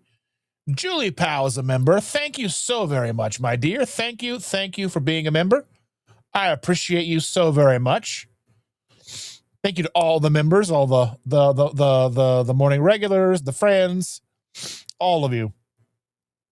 Let's see. Yeah, try to make sure we're talking about things because I make sure we're talking about Keto Palooza coming up in 2026 this year. The Elkhart meetup. Cindy's having a meetup. If she's still here, she can put that in here. Chris and Ash are going to be in Cincinnati next Saturday, playing a show. I'm going to try to make it there. I don't know if I'm going to be able to or not. I'm going to try. Oh, my goodness. And Chris says, when I say I binged and was addicted, I'm not being dramatic. I didn't become 400 pounds by accident. Me either. You would think it was my job trying to become that big, and I didn't even pay attention to it. But with that, ladies and gentlemen, thank you all so very much for being here today. I want to say thank you because without you, there's no reason for me to be here. But here's what I want you to take home. This is not like my issues, I don't think are weakness. This is human as someone told me in the chat today, and I'm very thankful for that. We live in a world engineered to catch us off guard at every single turn. I mean, you can't go anywhere without there being cookies and soda and candy. The best snack you can maybe hope for is some like meat sticks or something, some turkey sticks. I mean, you can't go to the hardware store without there being candy. You can't go Tractor Supply without there being candy. You know, you can't go anywhere. I mean, it's just ridiculous. And I mean, you know, we all, and there's no amount of discipline that's going to keep us from all these landmines. We're going to step on some of them. Sometimes it's just the way it is. It's everywhere. All we can do is the best we can do. And we got to, you know, we're going to struggle and we're going to gain and lose weight. And, and just some of the loudest voices out there, like we just got to be the loudest voices, but we got to be the loudest voices with kindness and compassion and understanding, because we want to help people, not drive them away. Because the more that we push, whatever may fit us, or whatever might fit us the best, may push somebody away. Whether it's, whatever it is. But with all of that, I just want to say I love you guys so very much. You guys are amazing. Thank you for spending your Saturday I am just out of it today. It's spending your Sunday with me. I appreciate it so very much. I love each and every one of you. Hope to see you all soon. Hopefully we'll be back Tuesday. Maybe see some of you in Cincinnati on Saturday if I'm able to make it. Be back here again on Sunday. Be on the lookout for some new content coming this week. I've got to get some done. Now that some of the class stuff has slowed down, I do need to study some for this test, but it's not as crazy trying to get this stuff done. But anyway, well, all of it, I love you, all of you. Chris, give my love to Ash and that beautiful pupper dog Mel, and we'll see you real soon, okay? Bye.